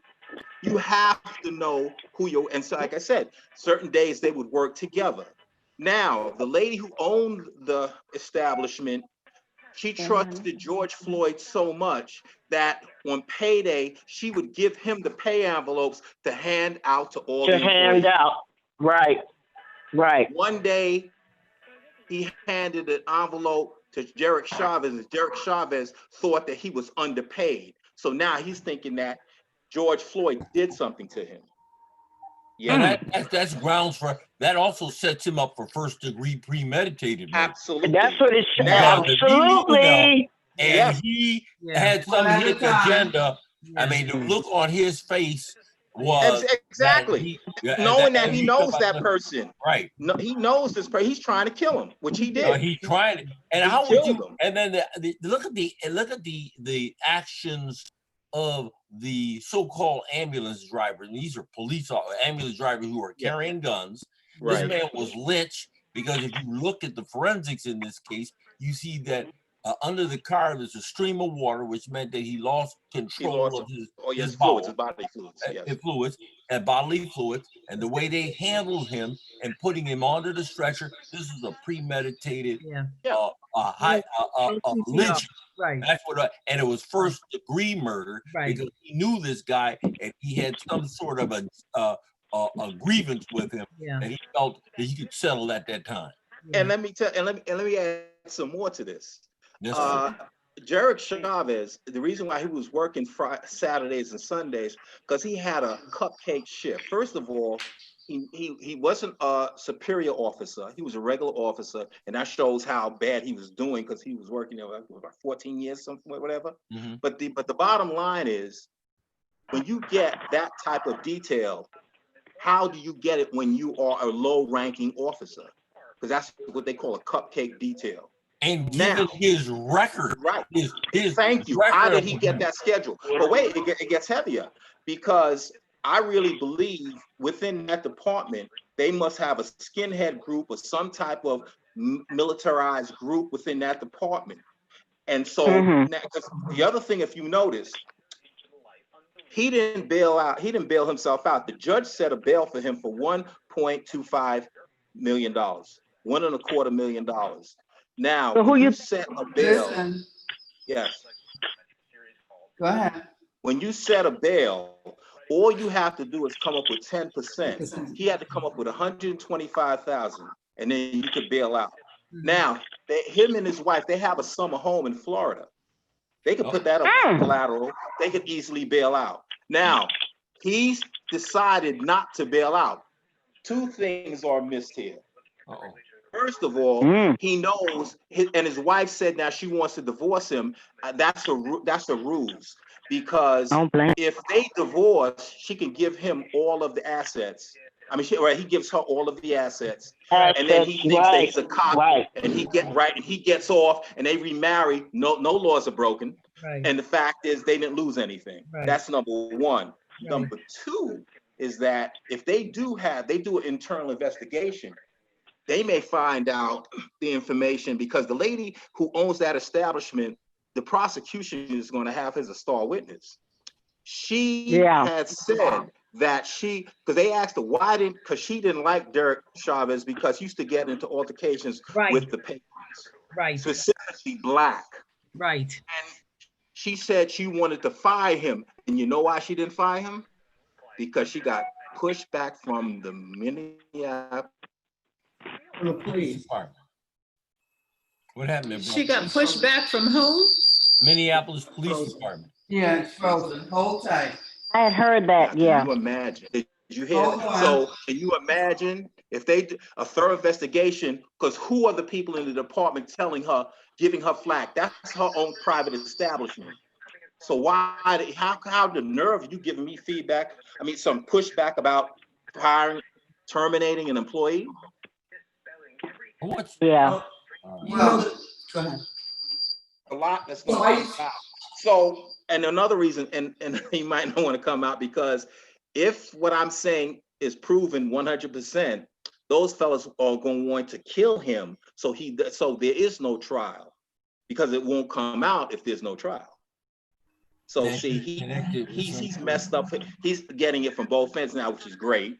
But the fact is, if it can go to trial, I'm telling you, that's going to come out. There's another That's reason why you why hear you may people not want to talking be out. about Just defund one the more. police. Okay. Wait, it's freezing sometimes. Go ahead. Oh, sorry. You hear about people, for example, Camden in New Jersey is probably the poorest city in New Jersey. Right. Camden was their police department was so crooked, they finally got a good mayor. That mayor disbanded the police department. But now, that's not saying that you don't have law enforcement. What you can do by disbanding, you create a sheriff's department. And you hire sheriffs, and you call them sheriffs, and you may hire the good police because you know who the good cops are, you know who the bad cops are. And you can hire some of them back and they become sheriffs. And do you know the complaints by Black people against the city of Camden went down 95%? Yeah, I heard that. You heard it. No, I just wanted to add one more 95%. thing. that tells you that That's what they, people are talking about. Not just, that tells Hold on you a minute. okay. One more thing. the police department was Hold on a occupied minute. force. Yes, ma'am. Okay, everyone's gonna get a chance. Okay, go ahead. Michelle, what is that, me? That's your phone. Okay, we're getting feedback. Hold tight. Okay, go ahead. Okay. Terry? Terry? Terry?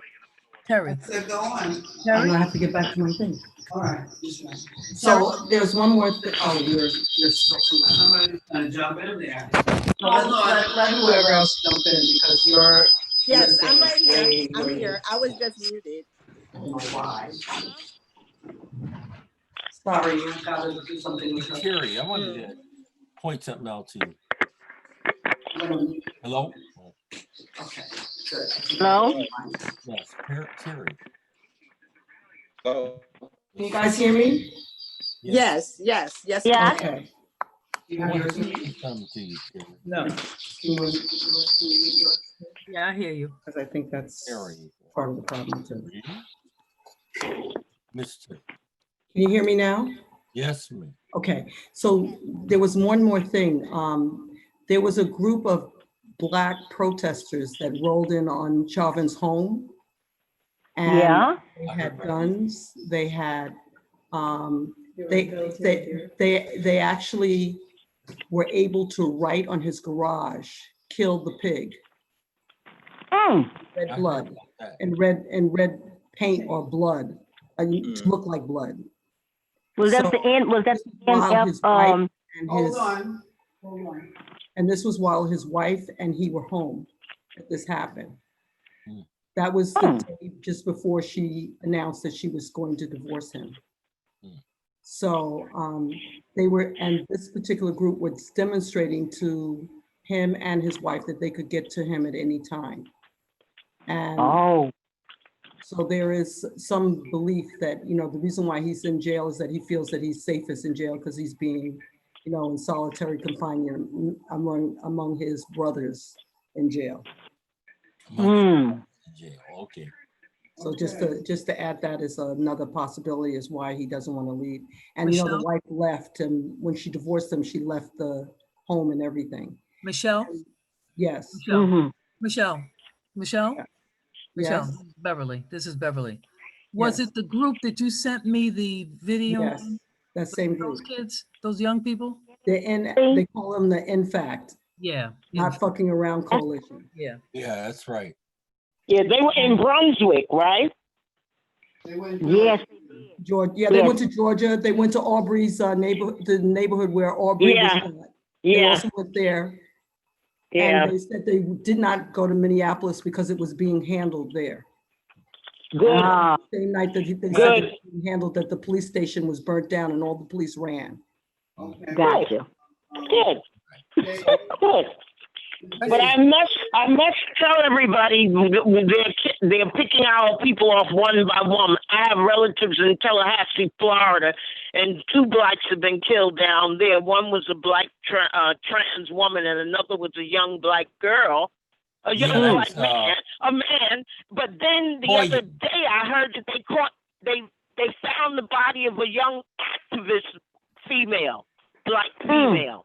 That was. So we don't know what's going on in small towns because it just the family member is told, oh, your loved one is blah, blah, blah, blah, blah. It may hit that town paper, little paper, but we don't know what's going on around unless we have relatives in these small places, okay? Yeah. I got Well, that's the book behind the young man that got hung and his brother who was killed subsequently. Yeah, I did not know that. It's right up there. Yeah. We had a discussion. His brother got killed? Just like J.E. Franklin. Huh? J.E. Franklin. I'm here. Yeah, you want to share our view of Derek Chavez and why he was able to look in the camera of the young 17-year-old girl who was videoing him. He could not take his leg off of George Floyd. Oh, yeah. What was your analysis of that? Well, that's really not my analysis. I was talking to some of some of the brothers, and what they were saying was that he kept his hand in his pocket because he had an erection, and he was trying to handle it before he could get up, and that he was trying to get his satisfaction. Yeah, like those snuff films. Yeah. Yeah, like that. Yeah. And Yeah, I've heard. Element of they mentioned the element of sadism in there, and that sadistic, the sex and violence, and what Francis Cress Welsing was talking about, and Cobbs and Greer were talking about in their writings, and they just believed that he couldn't get up, that he was in the midst of something pleasurable, and he had to stay down there until he could get it off. That's why he kept his hand in his pocket. He was trying to get that erection down. Yeah, that sounds plausible. Yeah. But what's amazing is how we didn't know about those other two police with their knees on that man's back until a few days later. Yeah, and they were holding his legs together and down, and one with a knee on the back. One was on his back and one was on his legs. Yeah. So but that's why they got arrested, because some camera must have shown something from the other angle. Yeah, somebody did catch it. It was aired some days later. Clearly, the man was lynched. That's right. Different. That's what it's clear, that the man was lynched, and right. That's what it was. Yeah. If you look at that, the 17-year-old's camera, you see a stream of urine that's coming down. That indicates that he lost bodily function. So he was out, and intent was to assure that, and he stayed on an extra 2 minutes to assure that he had administered death. That he administered them. So this is, and it speaks to also what we've been saying before, that he knew this man. So this is first degree murder. I hope that the brother, the Prosper Ellison, is not lost on him, and that we bring these charges, elevate these charges. And the biggest thing now is getting the conviction, because here's where the prosecution is cheating us, because they're basing their decision to charge him with second-degree murder based on what they can get by what the previous juries have done. Well, I think we can only get that because the jury won't believe it. No, and that shows you that the previous juries, or the history, is that of racism, and they've let these other guys off. So this guy needs to be charged to the fullest extent, and we go from there. We can't be lost in the fact that he knew this guy, that this was intentional, that he got his nut, whatever it was, orgasm or whatever it was. Okay. Right. Whatever you want to call it. Yeah. Yeah. Well, that brings up Eric Gardner. Guess what? I went to Staten Island right after for a demonstration out there, and all of the black folks were talking about Eric Gardner had a lawsuit against that police precinct. So they knew who they were looking for. They knew who they were looking for. It was not some random guy selling loose cigarettes. Right, I believe he had a lawsuit. Nobody, I didn't hear it. Eric Gardner's case was clearly a lynching, but it was a lynching done by the New York City, by the prosecutor and the mayor and who sat there and did that. It don't take no 5 years with a videotape and seeing what everything going to just all he got was just fired. That's all the man got, you know. Yeah. And nobody else around him was prosecuted for murder. They were accessory to murder. Yeah. And Pantaleo sat at that desk and made almost $500,000 in overtime in 5 years. That's right. That's right. That's right. So no matter, that was a state-sponsored lynching. Case on a part of the New York City government and even the state government, because the Attorney General in New York still has the power to bring whatever his name is, whatever to some sort of Pantaleo. And his crew. Yes, but what has happened? Nobody seems to be able to tell me. What about the guy that killed all those people in that church in South Carolina? Did he go to trial yet? No, not yet. He's still in lockup. I think he's still in lockup.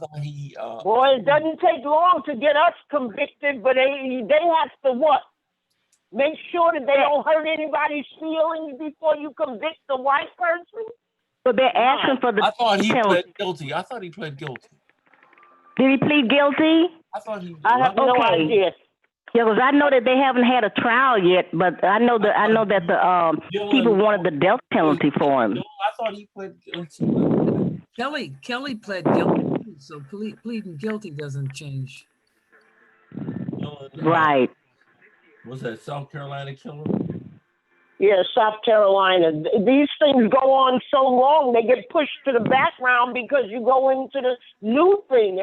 We go from one tragedy to another. Yeah. One tragedy to another. You get confused about who was where when I'm calling the wrong names. Okay. Hold on a minute, Joyce. I just wanted to add to the story of Eric Garner that we wouldn't have even known anything about Eric Garner if it wasn't for the Latino guy. Let me finish. The young man who shot the film. Yeah, and they locked him up. And he was locked up for 4 years. Oh, really? Yeah, he just got out. He got a death. Hold on a minute, Norman. Yes. Let her finish. What'd you say, Beverly? I said, oh, really? I didn't know that. You didn't know he was locked up for 4 years. Right. And they say he took he decided to take a plea or whatever they say. Right. Because they had something on his mother. His mother. Right. He didn't want his mother to have to go to jail, so he confessed to something. Right. Okay. Wow. So that's a point. What are you looking for, Norman? Dylan Roof was convicted on federal charges December 15, 2016. He was in federal court found guilty on all 3 federal charges there for hate crimes and stuff. So he's in, and then he agreed to plead guilty in South Carolina State Court to all state charges pending against him. So he's that was 9 counts of murder, 3 counts of attempted murder. So he was sentenced to 9 consecutive sentences of life without parole. So he convicted of hate crimes? Yeah, he got hate crimes as a part of that agenda that he got convicted on. So basically, he ain't never gonna get out of there. Well, No. we'll see. No. Yeah, well, Trump yeah, but because it's a federal charge, Trump could let him out, give him a couple of years. Thank you. And his family can visit him, okay? He can still have visits. He's alive. How come nobody asked for the death penalty? They don't have a problem giving They were people going. a death Listen, penalty. that was on the table, but he pled, so therefore they, the lesser charges. But he still got the 9 consecutive life sentences. So, all right. I just want to thank you. I wanted to say something. Is Terry still there? Yeah, that's right. We forgot that Black family of some of those killers said they forgive him. Yeah. Yeah, I ain't forgot that. I remember that. Yeah, we're forgivers. We're the forgivers. I wanted to say before we get moving here, that if there's anybody who wants to hear the interview of Camille O. Cosby, I heard that. I can send it to them if I haven't already. Terry mentioned the fact that there was no media in regard to this interview that took place in, I think, Philadelphia. And it was a long interview, but there was no one who was around who wanted to interview her, apparently, okay? And of course, I have my bias based on my familiarity with the case, but I was so proud of Camille Cosby.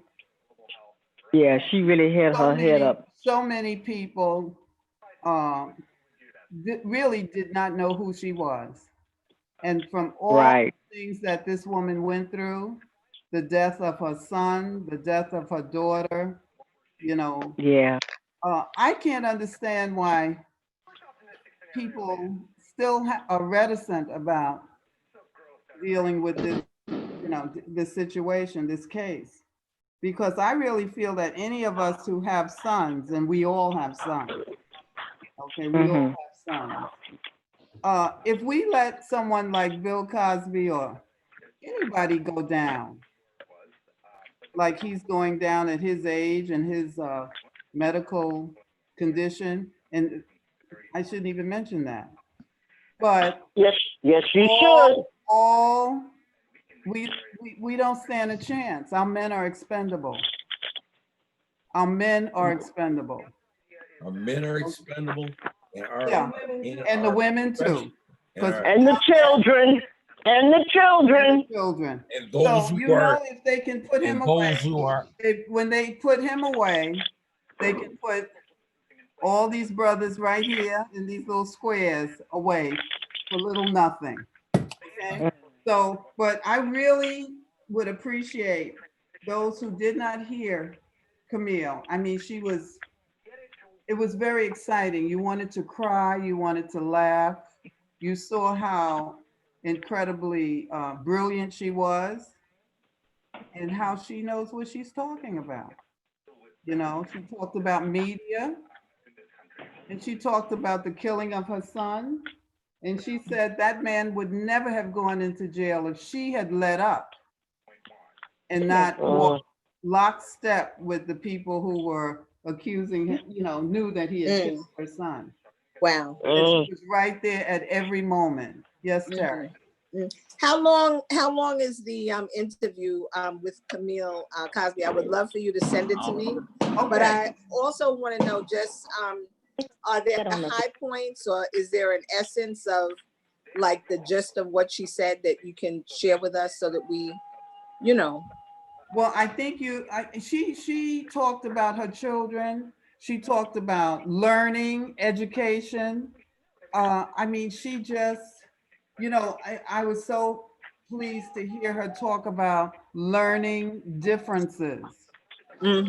And I knew a woman whose daughter went to the same school that one of her daughters went to. because many of her children were dyslexic. And she was a proponent. She looked for a school because she knew her children were brilliant. They just learned differently. Right, right. So that was one point she made that I was very familiar, because I never used the term learning disability. You know, any of the people that I advised about their children, I just say your child is learning. He learns differently.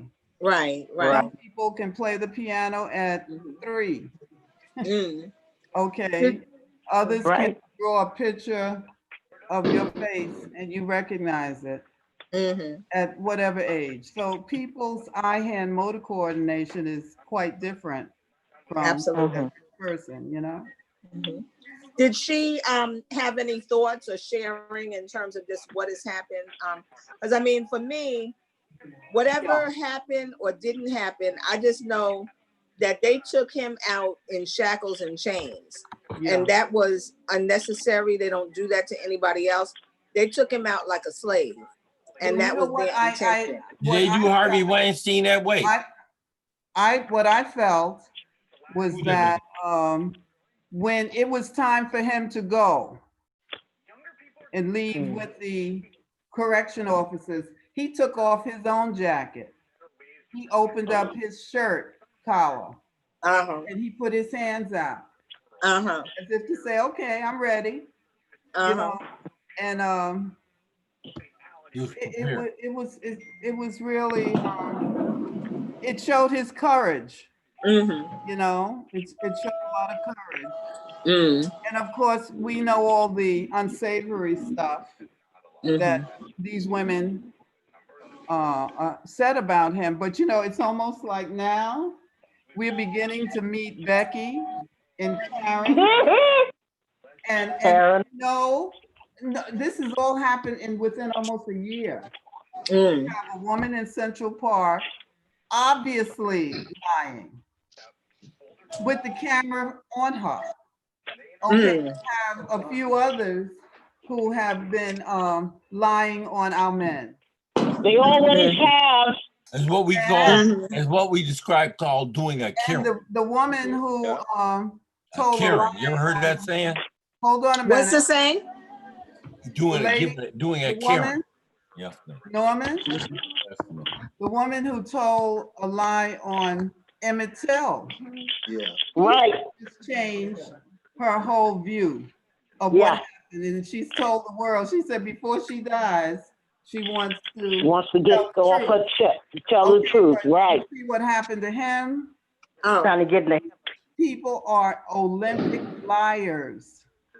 They lie about 4-year-olds. That's my experience in the schools. They lie about, you know, I think you all get my drift. But I mean, I think that we all should have an opportunity to hear her. A lot of people did not say, well, where is she? Why isn't she standing near her man? And does she ever come to court? Well, knowing the foolishness that was taking place, I don't think I would have come to court either if that was my husband. Okay. Can I? Because he made some stupid, you know, he was really silly. And I have this, he did not understand white supremacy racism. If you don't understand white supremacy racism, what it is and how it works, everything else that you understand will only confuse you. It's really what happened to him. He was able to relax with some white men and tell them exactly what happened with the young lady who came to visit him. And they took that and put him away. They took that information. And you know, and they even knew that the tape that they made was spliced. The judge wouldn't even let the woman who is a professor of athletics and all that at Temple University. That's why I'm visiting Temple. Mm. He said that this woman said she was gonna get everything she can from Bill Cosby. They went on a sports trip. They She wouldn't had a even let roommate, her- they Esther. would not She let also her- had a roommate. Her roommate wanted to testify and the judge wouldn't allow her to. That's the one I'm talking about. Yeah. Okay, but listen. So if you know, that's the woman who could be able to share with the world that this man, this woman, Andrea Constant, was plotting on the brother. So, and then after that, she still followed him all over the place. So I will send anyone. Okay, Aisha wants a copy. I think I sent one to Nora. Did I? Nora, you sent one to me 2 days ago. Okay. Did you send it to me, Esther? Because I'm a little behind in getting up with stuff. Okay, but I would like it. Mm-hmm. Nora, Did she do any okay. talking about Bill Cosby or any of that in the tape, or did she just talk about more of generic things of life? Wait a minute. Say that again. No, I said, did she address any of the issues regarding Bill Cosby in her discussion? Not too much. Okay. Not too much. But she did, talk about her husband and all that he has given to the world. So they really are into education, Okay. Okay. And all the monies that they sent to Harry. She didn't make a big to-do out of it because she said she would do it again. Okay. Listen, I want to say black colleges. Mahari was one, I think they gave $800,000 for something. Do you hear me? Hello? Hello? Hello? Can you hear me? No, go ahead. Beverly? Yeah. This is what I want to ask. Yeah. I want to say something. Is that Beverly? Do you think that there's any way that we are harming these people? Do you think that these, because to me, it looks a lot planned. I see that suddenly the whole world is having demonstrations. Who is doing that? Is that us? Or is that some kind of organization that has decided to use our problem to bring somebody else down? How can we affect change? One thing you got to do. The 15 of us. One thing you have to do is you Hold on, let her finish, please. No, I hear you, Norma, because this is what I'm wondering. Can we pick one thing and decide? One thing I think we should do is decide to have another meeting in a month. And I will pay for that, because I think what you have to do is you have to do this. You have to get Zoom and pay $15 a month, and then we can do this. Okay. He told you that? So that's what I heard. One. Tell me if I'm wrong. No, he told me something altogether different. Okay, so no one told me. Okay, what, Esther, as you know, we will continue to host at no cost to you, Esther. So we have an account, so there's no cost to you. Okay. The university will Thank you sponsor. so much for that. But if there's any, and I appreciate what Beverly said. May I say something? Wait, hold on a minute. This is Brother Leroy. Oh. Yes. This is Brother Leroy. I'm trying to under the tree. Look. The Camille Cosby interview covers a lot of territory. Okay. She does talk about white women in terms of these movements and stuff. Once you start listening to the interview, you'll be able to pick up any number of sound bites in it. Okay. So, and not only that, but the interview, once you get it from Sister Esther, you can immediately send it out to other people. I'm talking about everybody on this line. You send it out, you don't have to hesitate in sending it out. I want to cover some things quickly. You mentioned COVID-19. This is for everyone. There is an interview on YouTube, Injection Fraud, Injection Fraud, Injection Fraud, with Catherine Austin Fitts. Catherine, Katherine, Austin, Austin, Fitts, Fitts. It's very important. When you look at it, you won't believe it, but the lady who is being interviewed is someone very reliable. I've interviewed her one time some years ago. In terms of Black people, I'm not going to tell you the scene in this movie, but you should, all of you should consider getting the movie Betrayed. Betrayed with Tom Berenger. Betrayed with Tom Berenger. After you see the film, after you see it, there's a scene in there that you would have to ask, where did they get this from? And you look at the year of the film, Tom Berenger's Betrayed. In terms of what's happening around the country, a brother that some of us should talk to is William Allen of Sharpton's National Action Network. Oh, I know him. And William Allen is the guy that gets all these calls from all parts of the US dealing with, we want Sharpton to help us. William Allen, talk to him. In fact, you'll hear him do a report tomorrow morning on WLIB. Last but not least, in terms of the Eric Gardner case, Eric Gardner, that case, Pantaleo, that was in the administration of our favorite president, Obama, and his Justice Department did not move on this guy. So he had 5 years to collect whatever overtime he got. The other connection with, not connection, but the other aspect of this William Gardner, Eric Gardner case is that the family settled. Once you settle, you close off all other operations that you can get into. How do I know that? That's from interviews that I've done with Attorney Alton Maddox. Attorney Alton Maddox talks about taking this stuff to discovery, and they don't want discovery. However, discovery in one of these cases did come out with the African brother who was killed by the so-called emergency response team, the cops over on Morningside Avenue. His mother's Constance Barr.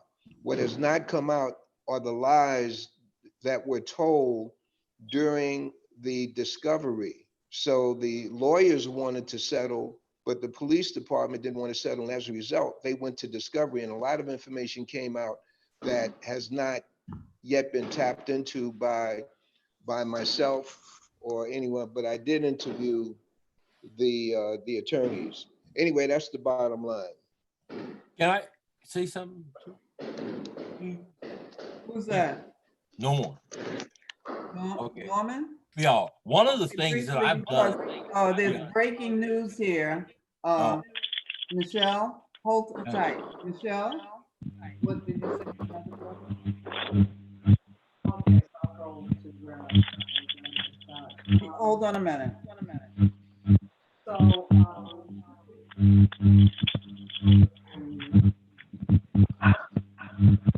breaking news? Is it breaking news? Okay.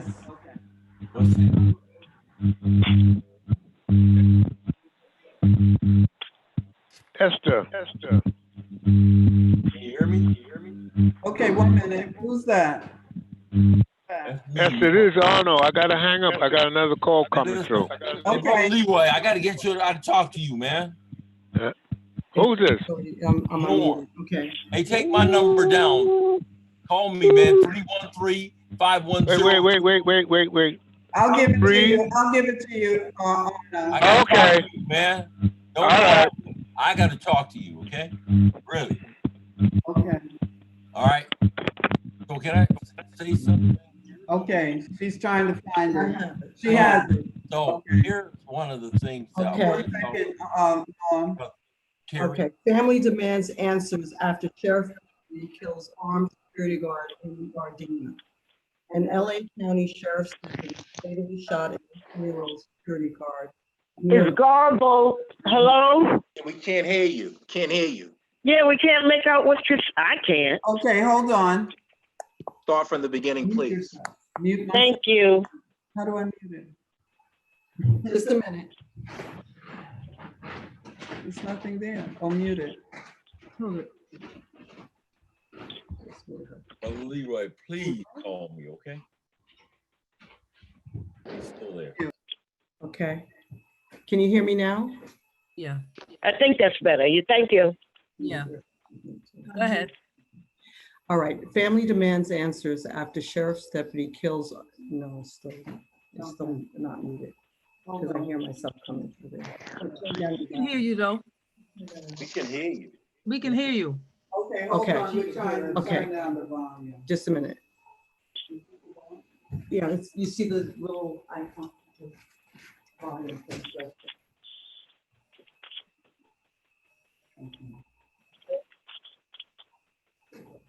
Okay, it should be good. Okay. So a family demands answers after a sheriff's deputy kills armed security guard in Gardena. An LA County Sheriff's deputy fatally shot an 18-year-old security guard near the auto body shop where he worked after Yes. and ran, an official said. Questions mounted Friday about the fatal shooting of a Los Angeles County Sheriff's deputy of an armed security guard near the auto body shop where he worked in Gardena. The deputy fired on Andres Guardado about 6 p.m. Thursday in a 400 block of West Redondo Beach Boulevard after Guardado took the gun and ran. Lieutenant Charles Caldero said, at some point, 2 pursuing deputies confronted Guardado and one opened fire, he said. But family members and some of the community activists said that the shooting was unjustified and are demanding answers. Corraldo and Guardado, 18, said that he was not a licensed security guard, nor was he wearing a uniform or any marked clothing. He said that the handgun found at the scene was not registered. Investigators identified some surrounding buildings with cameras and were trying to determine whether the incident was captured on video. They are writing search warrants to get footage from the scene. 2 deputies were involved in the incident, one of whom opened fire. We didn't know how many times Guardado was shot or where. No other details were available about what prompted the confrontation. Yeah. Guardado That was all. brought back tears on afternoon news conference outside the auto body shop where her brother was shot to death. In one hand, Guardado, 22, held a white rose and a black baseball cap. In the other hand was an image of her brother. Even if this is not the last day I breathe, I am not holding this back because I feel it in my soul that my brother was murdered, she said. This is not right. I need justice. He was a good man. He was making good and had become a good professional man in life. But they took that from my family. My parents are completely destroyed. I didn't even get to say goodbye to him. He was my joy. Earlier, Naji Ali, activist and director of Project Islamic Hope, addressed the crowd to say, Latino Matters lives matter also, and called the shooting and the execution. Cliff Smith, Coalition for the Community Control Over the Police, told reporters that there's an epidemic in Los Angeles County and across this country of racist police attacks on primarily brown and Black people of working class people. He demanded the immediate arrest of the deputy who shot Andres Guardado and that the surveillance footage be released. Earlier Friday, a makeshift memorial was set up near the spot where Guardado was killed. Guardado's uncle, Noe Abraca, 47, knelt at the sidewalk to light Virgin de Guadalupe candles lined up the front of the bouquets of flowers and a plush SpongeBob still in its plastic bag. Above were signs that said, Andres Guardado, 18 years old, murdered by police.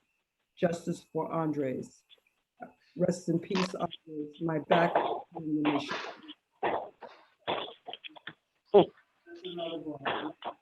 Another one. Another one. Uh-huh. You go from one tragedy to another, to another, to another. That's what we do. Hop from tragedy to tragedy. Yeah. Like the signs are saying, they keep killing us. Yeah. They keep killing us. They say stop killing us. And the NAACP Legal Defense Fund says we're done dying. Yeah. So the question is, do you think? Go ahead, Beverly. Do you think that if we were to pick one area, we could boycott? Amen to that. I mean, I don't know. Esther will tell you that's my cry. One business. We're not mad at you, business, but we're hurting, and somebody else has to hurt now. It doesn't have to be a business that necessarily did anything bad to us. It just something that we could all get the kids and everybody to say. Everybody, exactly. I guess Wendy's would be something like that, or whatever. Whatever. When is the next? I thought. You know what today is? Today is. You know, July 7th is National Blackout Day, right? Right. Yeah. And if you go on Facebook and on Twitter, you will see this guy does postings all the time. He's very, very bright. Okay. So what? July 7th. July 7th. Can I? Yeah. Say something here? Go ahead. You can. All right. I wanted to first deal with talk with Cherry. All right. Yes. Well, anyways, you talked about the COVID-19 virus. So I published, if you go to my web blog called youarewithinthenorms.com. Okay. Yeah. You are within what? Thenorms.com.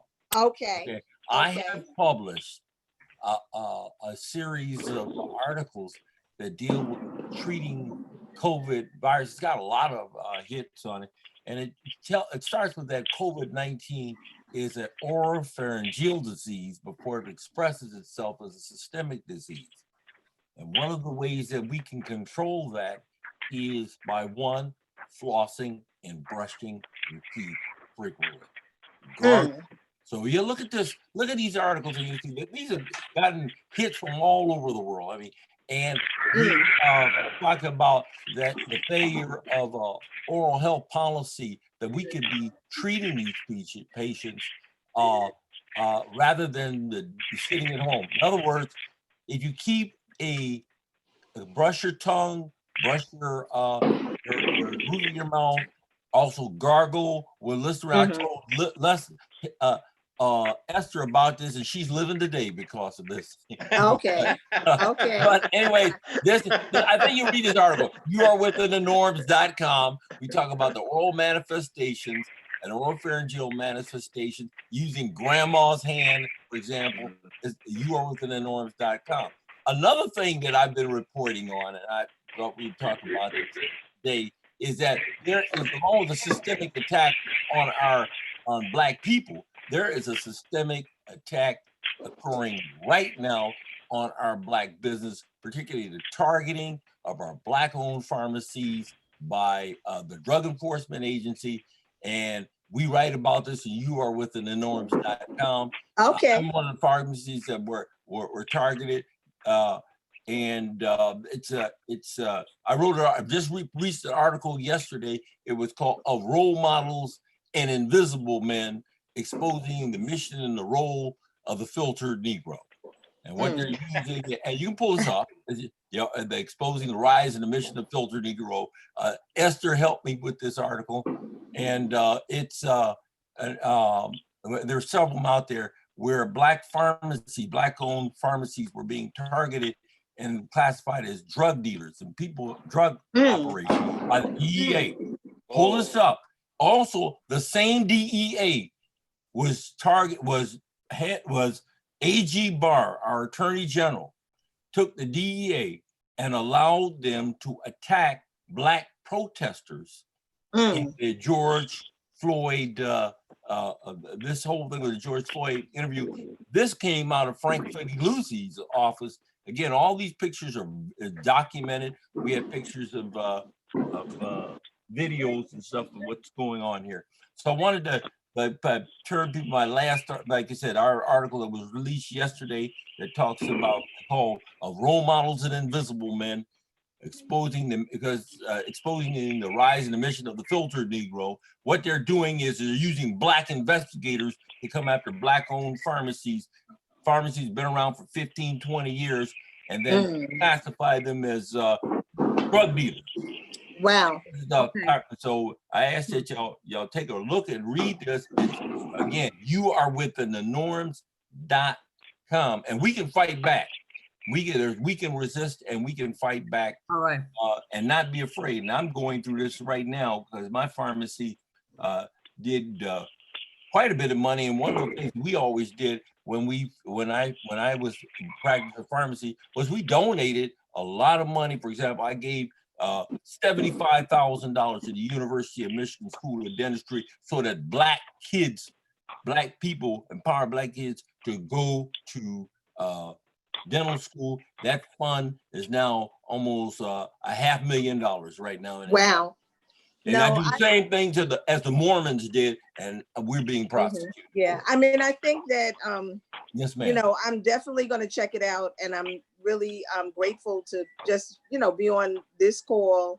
Yes, ma'am. And on this day, you know, with all the body of knowledge, because, you know, there's so much that we don't know, but the bottom line is the economics of it all that has us completely tied up. And we have to really address that, because every single thing that happens, there's a way that we are economically disenfranchised. And somehow, you know, just like I said, even with the challenge, and, you know, I need help, I need ideas, information to keep this going. I definitely want to talk with you, Brother Leroy, as well. You know, but it's the information, we have to get it out. We have to put it to the people, but it's almost like because of the systemic racism, a lot of our people are even resistant to their own information.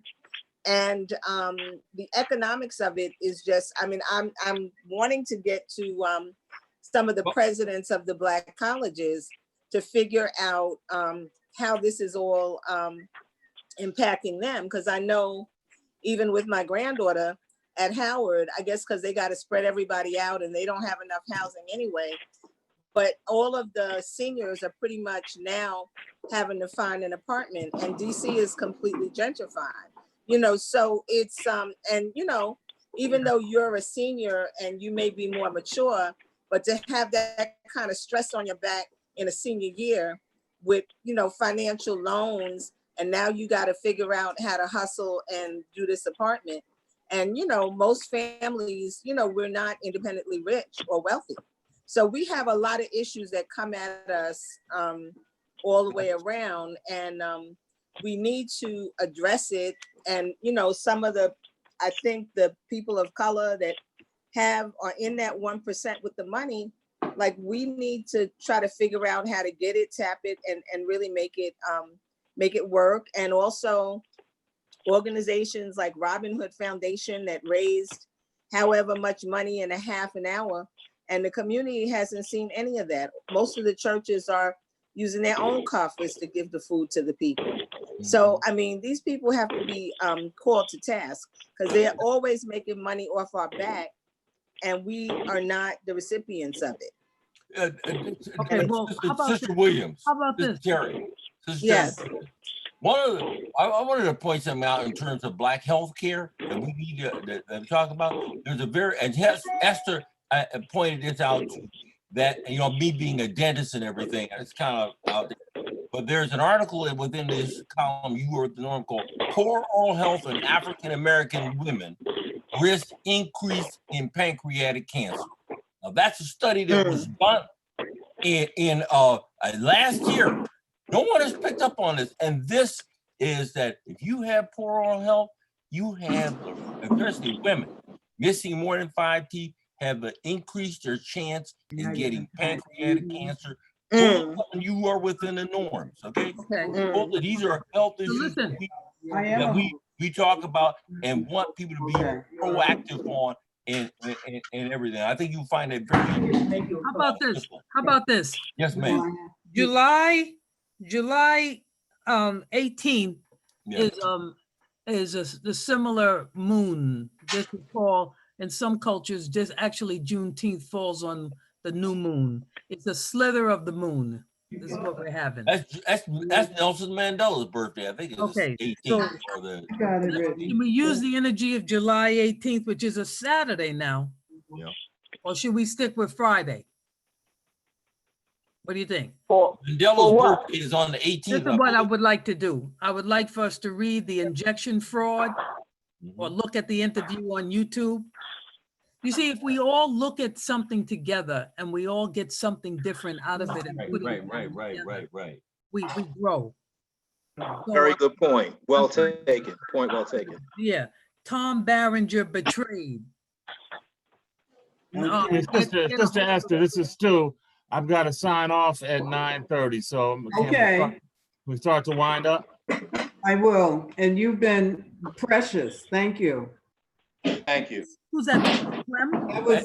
Mandela's birthday is on the 18th of July, so that's a good day. Okay. Okay. So Okay, I'm going to say goodbye. Stay blessed. This was wonderful. Okay. Okay. Thank you. Finish. Finish, Dr. yeah. Okay. So I'm asking Terry. Terry, what format is Terry using to do her? I'm right here. I'm sorry. Terry, what format are you using? Because you're using when you do your news. Pretty much at this point in terms of interviewing, I'm going most of the time from Zoom to Facebook Live. When I'm out on the street, and I'm going to I have a camera that I've had for years. That's a phenomenal camera. It's a Sony, but because of how we have to function, I mean, I pretty much have like an iPhone 10 Plus. Okay, no. And a lot of stuff that I shoot in the Is there street. anybody who's going to keep a list of injection fraud? I have it. Okay, who has that? Esther Hyatt. Okay. Okay. So is that what we're going to read? I'd like to all of us to read and experience these people talk about it. Dr. Brother Leroy mentioned. Okay. And on July 18th, do this again at 7 o'clock. I have it. Okay. What do you think? I have it on my phone, or Yeah, that's a good day. That's a Saturday. That's Nelson Mandela's birthday. That's a good Okay, that's a great day. So we have another. great day. We have Terry, another please celebration. interview all me. right, well then, you know. Terry, We have 2 minutes. We have 2 minutes. you are We within got the 2 minutes. norms.com. Okay. Please interview Dawn, me. you have to, hold on a minute, sweetheart. Okay, what you said, Laura? We have 2 minutes. Okay, so let's sum it up. Time limit? No. 9:30. Okay. The man said 9:30. Oh my. Right. Really? Yeah, so listen. Ejection They want fraud. y'all- No. Autism. Wait a minute, hold it. I'm not a very good judge. And Nora, you have something to say? And Terry, you want to sum up what? Okay. Aisha? I mean, I think that this has been informative. It's just the beginning, and we're just trying to get the format for how we can disseminate so much information, because there is a lot of information. You know, for me, I'm overwhelmed because I'm just trying to cut through and put stuff on Harlem Network News. I go out now and cover as many little things as I can. But any input, if any of the scholars that are here, if you have an article that you would like to write, I can put it on our website, or an op-ed, or whatever it is. Like 1 minute left. Yeah, so Laura, that's pretty much it. But I'm also going to share with people. Hold on, Terry. Okay. Because we have only a minute. I'm trying to get Okay. everybody in. Okay, so I Okay. will email everybody. I'm on Community Board 10 now, and we are working collectively. We're going to do a monument Okay. in Central Park to the exonerated 5, and we're going to have a panel. So I want to I'm get gonna input send from that this out. group. If you send it to me, I'll send I it to will. everyone here. I will. Okay, Okay. let thank Nora you. talk. And go to and then harlemnetworknews.com and Okay. Just support any way that you can.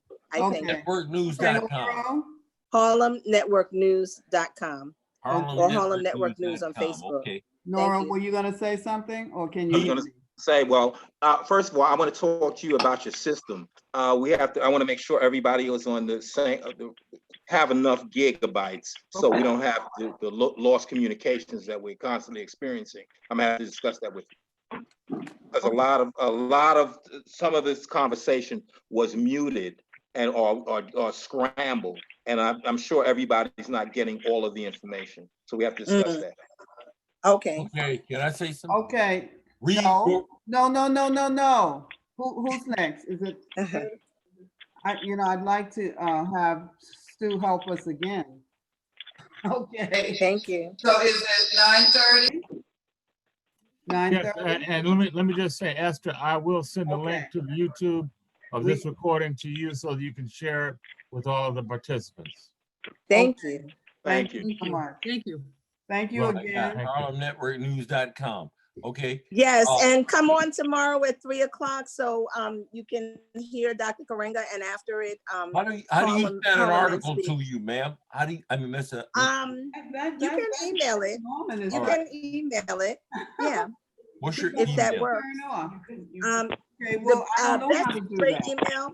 You can go to Harlem Network News I'm on there right now. gmail.com. Harlem Network News at gmail.com. At gmail.com? At Okay. gmail.com. And if At you have Gmail. pictures, gmail.com. Yes, ma'am. Wow. And if you have Wow. pictures, then just let me know, because WhatsApp is I got- usually good for I got pictures, pictures too. video. Yeah. Okay. So And, that would be great. everybody's throwing money at the Black community. Get some if you can. Just make sure there are no strings attached. Okay. Okay. Good All point. right, thank you. Okay, and read You're Within the Norms. Okay. I shall. Okay. You are within the norm. Blessings. Thank you all. Thank You are you. the vanguard. Thank you, All right, it's good seeing you, Beverly. Thank you for inviting me, Thank you, Esther. I Sue. appreciate you. Thank you, Dr. Michelle. And It's good seeing you, Sister Beverly. Thank you. Aisha. Thank See, you. they're desperate. Michelle, They're I've seen you in Okay, years. Norm. All right. Everybody. You are within the norms.com. We didn't wait a whole month to have another one. Sorry. Okay, that's a good point. All right. If we I'm don't out get here. off now, we're gonna have to find someone else, I think. Yeah. Okay. Okay. Take care, everybody. All right. So good night. Thank And you. Esther, you'll disseminate Bye. information. I'll Everybody. talk to you in a Thank minute. Get out of here. Okay. Blessings. Thank Thank you. you. Good night, everyone. God Thank bless you all. Thank you. Okay. Yes. You are within the norms.com. You are, Got it. Got it. Wow.